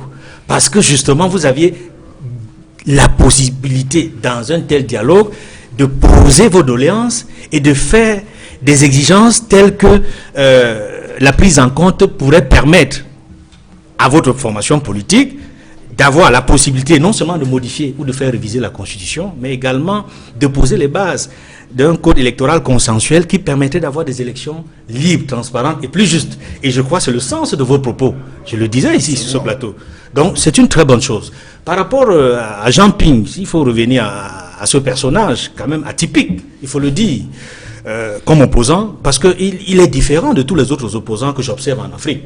C'est-à-dire que quand je vois un peu les différents pays où il y a l'opposition, que ce soit le Cameroun, que ce soit le Congo démocratique avec Etienne Tshisekedi, je n'arrive pas à comparer Jean-Ping avec un autre opposant en Afrique. Parce qu'il est assez particulier. Particulier pourquoi? Parce que non seulement il a une forme de radicalisme vis-à-vis du pouvoir, que les autres ont aussi par ailleurs, Etienne Tshisekedi comme les autres leaders de l'opposition, mais il rate les opportunités de dialoguer qui peuvent permettre à la société d'avancer. Si le Sénégal est devenu un grand pays aujourd'hui, c'est parce que Abdoulaye Wade a su gérer et négocier avec Abdou Diouf. C'est parce qu'Abdoulaye Wade a su négocier avec Abdou Diouf pour que le Sénégal soit devenu ce qu'il est aujourd'hui. Beaucoup de pays ont pu avancer ainsi à travers le dialogue. Même quand il est parfois lent, mais il existe quand même, il faut y aller. Honorable Marisbel, vous le disiez tout à l'heure, est-ce que vous comprenez ces acteurs politiques qui ne voudraient justement pas diluer leurs projets, leurs programmes dans des dialogues? Est-ce que vous comprenez par exemple cette posture de Jean-Ping? Peut-être qu'il s'agit de ça aussi, de ne pas vouloir ce rêve-là, cette ambition, ce schéma qu'on avait du pays, de le diluer dans un dialogue national quand on se dit légitime. De toute façon, ce n'est plus son projet qu'on attend. Aujourd'hui, il y a un président, c'est le projet du président.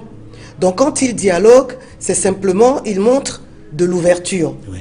Et je voulais dire tantôt que j'espère que dans votre esprit, quand vous parlez de ce dialogue-là, comme vous venez d'en parler, vous êtes quand même conscient que si vous partez avec tout noir, vous allez aboutir à un gris, mais pas noir. Je veux dire que Bongo et ses amis vont arriver peut-être en blanc, ou vice-versa, mais il est certain que pour que ce soit possible et que les égaux... il va falloir faire des compromis. Voilà, des concessions. Il va falloir faire des concessions. Des concessions, plus précisément. Aboutir à 100% de réussite me paraît bon, mais c'est toujours bien d'avoir une position au départ et essayer de convaincre l'autre de l'intérêt de cette proposition pour le Gabon tout entier. Mais je pense qu'il faut aussi être, j'allais dire stratège et se dire que peut-être qu'à moyen terme, vous allez obtenir telle chose, mais pas l'ensemble de ce que vous... Honorable, je suis tout à fait d'accord avec vous. Lorsque vous allez en négociation, je pense que le président Omar Bongo disait, il ne faut pas négocier dans la peur, il ne faut pas non plus avoir peur d'aller négocier. Lorsque vous allez à une négociation, vous n'êtes pas sûr de tout obtenir. Il y a des moments où il faut accepter des concessions. Des concessions. Mais nous disons qu'il y a des choses sur lesquelles les concessions ne sont pas possibles pour le pays. Par exemple, nous disons il faut qu'on libère tous les prisonniers politiques. Nous disons qu'il faut qu'il y ait une nouvelle constitution pour le pays, pour arriver à la limitation des mandats. Et nous disons qu'aujourd'hui, le Gabon ne peut pas continuer sur la voie actuelle. Et vous savez que Ali Bongo, il sort d'une élection, contrairement peut-être à ce que mon collègue a dit tout à l'heure, qui pensait que Jean Ping avait été le candidat à la communauté internationale, ce qui est tout faux. Parce qu'aujourd'hui, vous avez Ali Bongo, le premier acte qu'il pose, c'est d'aller en Chine. Il va en Chine, c'est le pays quand même. Et il y a, le général de Gaulle disait qu'un pays se gouverne avec des symboles. Le grand symbole, c'est que c'est le pays du père de Jean Ping. Et lorsqu'il va là-bas, il sait ce qu'il va rechercher. Pour cela, je dis, c'est un signal fort. Le vrai problème aujourd'hui, et pour répondre à l'honorable député, c'est que Ali Bongo a besoin de ce dialogue. Parce que lorsque vous avez, sur le plan international, des acteurs économiquement influents comme Mo Ibrahim, qui vous disent qu'Ali Bongo n'a jamais été élu et qu'ils ont des résultats, ça veut dire quoi? La conséquence, c'est que le risque pays augmente. Et si le risque pays augmente, les investisseurs ne viennent pas. Le Gabon est plongé dans une crise économique terrible aujourd'hui. Et donc, à partir de là, Ali Bongo a besoin de ce dialogue. Mais sur le plan politique, pour terminer par là, il sort d'une élection où réellement, il a une minorité politique. Il sait qu'il n'a pas gagné. Mais que par ailleurs, il gouverne avec des minorités sociologiques au Gabon. Vous savez, au Gabon, il y a environ 40 ethnies. Vous avez les Fang, vous avez les Pounou et vous avez les Nzebi. Mais lorsque vous avez des gens minoritaires qui sont dans les institutions, les grèves que vous avez dans le secteur éducatif et dans le secteur de la santé, vous pensez que c'est des grèves de revendications purement syndicales, mais en fait, c'est des exigences de partage de pouvoir qu'on vous oppose par rapport à la réalité sociologique. Donc à partir de là, Ali Bongo, qui est lui-même minoritaire, premier ministre Kota minoritaire, président de la Cour constitutionnelle Obamba minoritaire, président de l'Assemblée nationale minoritaire, toutes ces minorités sociologiques, Mandela disait, la majorité politique, sociologique doit se transformer en majorité politique. Mais si en plus vous avez une minorité politique et vous avez une minorité sociologique qui gouverne, mais votre pays ne peut pas être stable. Et on est face à une poudrière aujourd'hui. Très bien, on va sortir, Michel Moussala.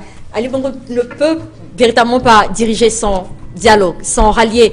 Vous n'êtes pas les seuls, il y a quasiment... Non, pas sans rallier. Oui, on n'est pas les seuls dans le dialogue. Il y a 10 partis qui ont soutenu le dialogue. À l'Union nationale, le Premier ministre, l'ancien candidat aux élections, Casimir Oyemba, est pour le dialogue. Il y a même une des vice-présidentes de l'Union nationale, le parti de Oyemba et de Miboto, qui se trouve au gouvernement aujourd'hui.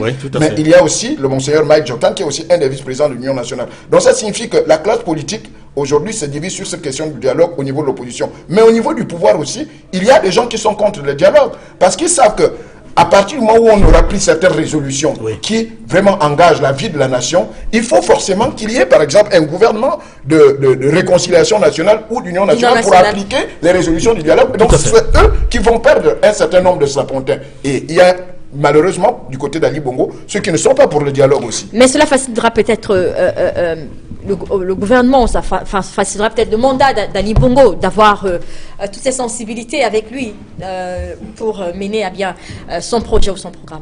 Bon, souvent la lecture politique peut apporter certains esprits à ne pas voir ce qu'on appelle les notions d'objectivité. Parce qu'en réalité, M. Bongo, dans un contexte comme celui-ci, a tout intérêt à déployer toutes les stratégies politiques pour qu'il arrive à gouverner. Quand j'écoute mon cher ami, je pense que les demandes, c'est comme moi j'ai été personnalité indépendante à la tripartite en 92. En 91. En 91, pardon. Oui, 91. Je n'oublierai jamais cet épisode. C'est moi qui ai lu la mouture qu'on avait demandé aux plus jeunes de la salle de lire. Il se rappelle de ça. Tout à fait. Donc, je pense que le président, les partis d'opposition ne devraient pas, au-delà de la radicalisation de la demande politique précédente, ne pas voir la chose avec... Parce que ce qu'ils partent négocier, si demain ils arrivent à l'obtenir, c'est un point politique. De gagner. Très bien. Donc, je pense que ce n'est pas un ralliement, mais c'est opportun qu'on aille à une négociation avec des positions, la libération des prisonniers politiques. Bongo n'en a pas besoin de s'encombrer en ce moment.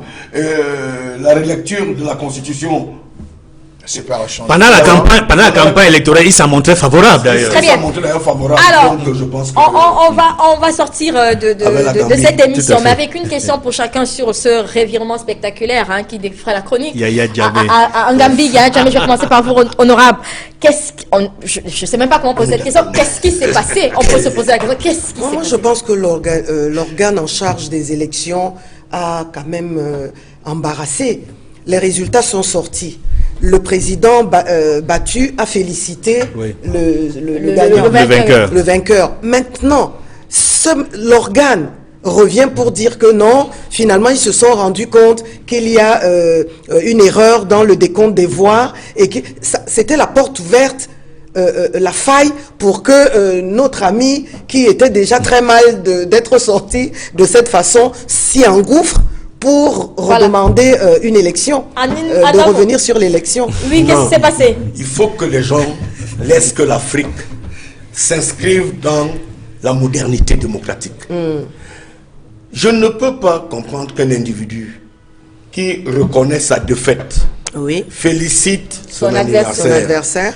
vienne à venir dire que l'Afrique n'a pas évolué pendant... Mais je crois qu'il y a quelque chose que je voudrais dire sur ma lecture politique, parce que c'est mon domaine un peu. Donc, mon C'est la information lecture. sur l'organe qui a... Elle est vraie. Elle est vraie. Elle est vraie. Mais selon lui. Non, mais le problème, c'est que Yaya, le président gambien, n'a pas eu de garantie de ne pas être arrêté. C'est pour ça qu'il se ressuffire de faire semblant d'avoir tenu l'aspect militaire. Il veut renégocier son départ. Parce que Très bien. il y avait déjà dans le circuit des options qu'il va être arrêté. Et donc tu vois, et les autres, c'est comme on dit dans un système, Bongo a des sbires là, qui ne veulent pas qu'il aille au dialogue. Mais de ce côté aussi, je crois qu'il fait monter la pression pour qu'on lui trouve une meilleure voie de sortie. Pas qu'il va remettre en cause une Jonathan, élection. de tout sur la question. Je prends à la fois à mon compte ce que venait de dire l'honorable député et ce que dit le frère journaliste de l'autre côté. Je pense que l'organe en charge des élections s'est fourvoyé. Parce que même s'il y avait une erreur, il appartenait aux participants à cette élection de déceler l'erreur. Mais à partir du moment où cet organe qui avait en charge le déroulement de ces élections reconnaît déjà elle-même que non, il y aurait eu finalement erreur, ça ouvre la brèche à une des pures dictatures d'Afrique de se maintenir au pouvoir. Mais en plus, il y a eu une erreur stratégique de communication de la part du président élu, qui tout de suite, sans avoir été installé au pouvoir, dit que Yaya Jammeh répondra de ses actes avec ses partisans et qu'ils iraient à la CPI. Mais à partir de ce moment, lui qui est encore président en exercice, son mandat n'est pas terminé malgré sa défaite. Il a encore les leviers de la justice, les leviers militaires, et donc il fait tout pour monter la pression. Et On il cherche sort des par vous garanties pour rapidement, sa j'ai 30 sortie. secondes, on me dit que c'est fini. Au-delà du fait que Yaya Jammeh ait pu exploiter, n'est-ce pas, la faille de la structure de la commission électorale, mais également des propos malheureux et maladroits du président élu Barrow,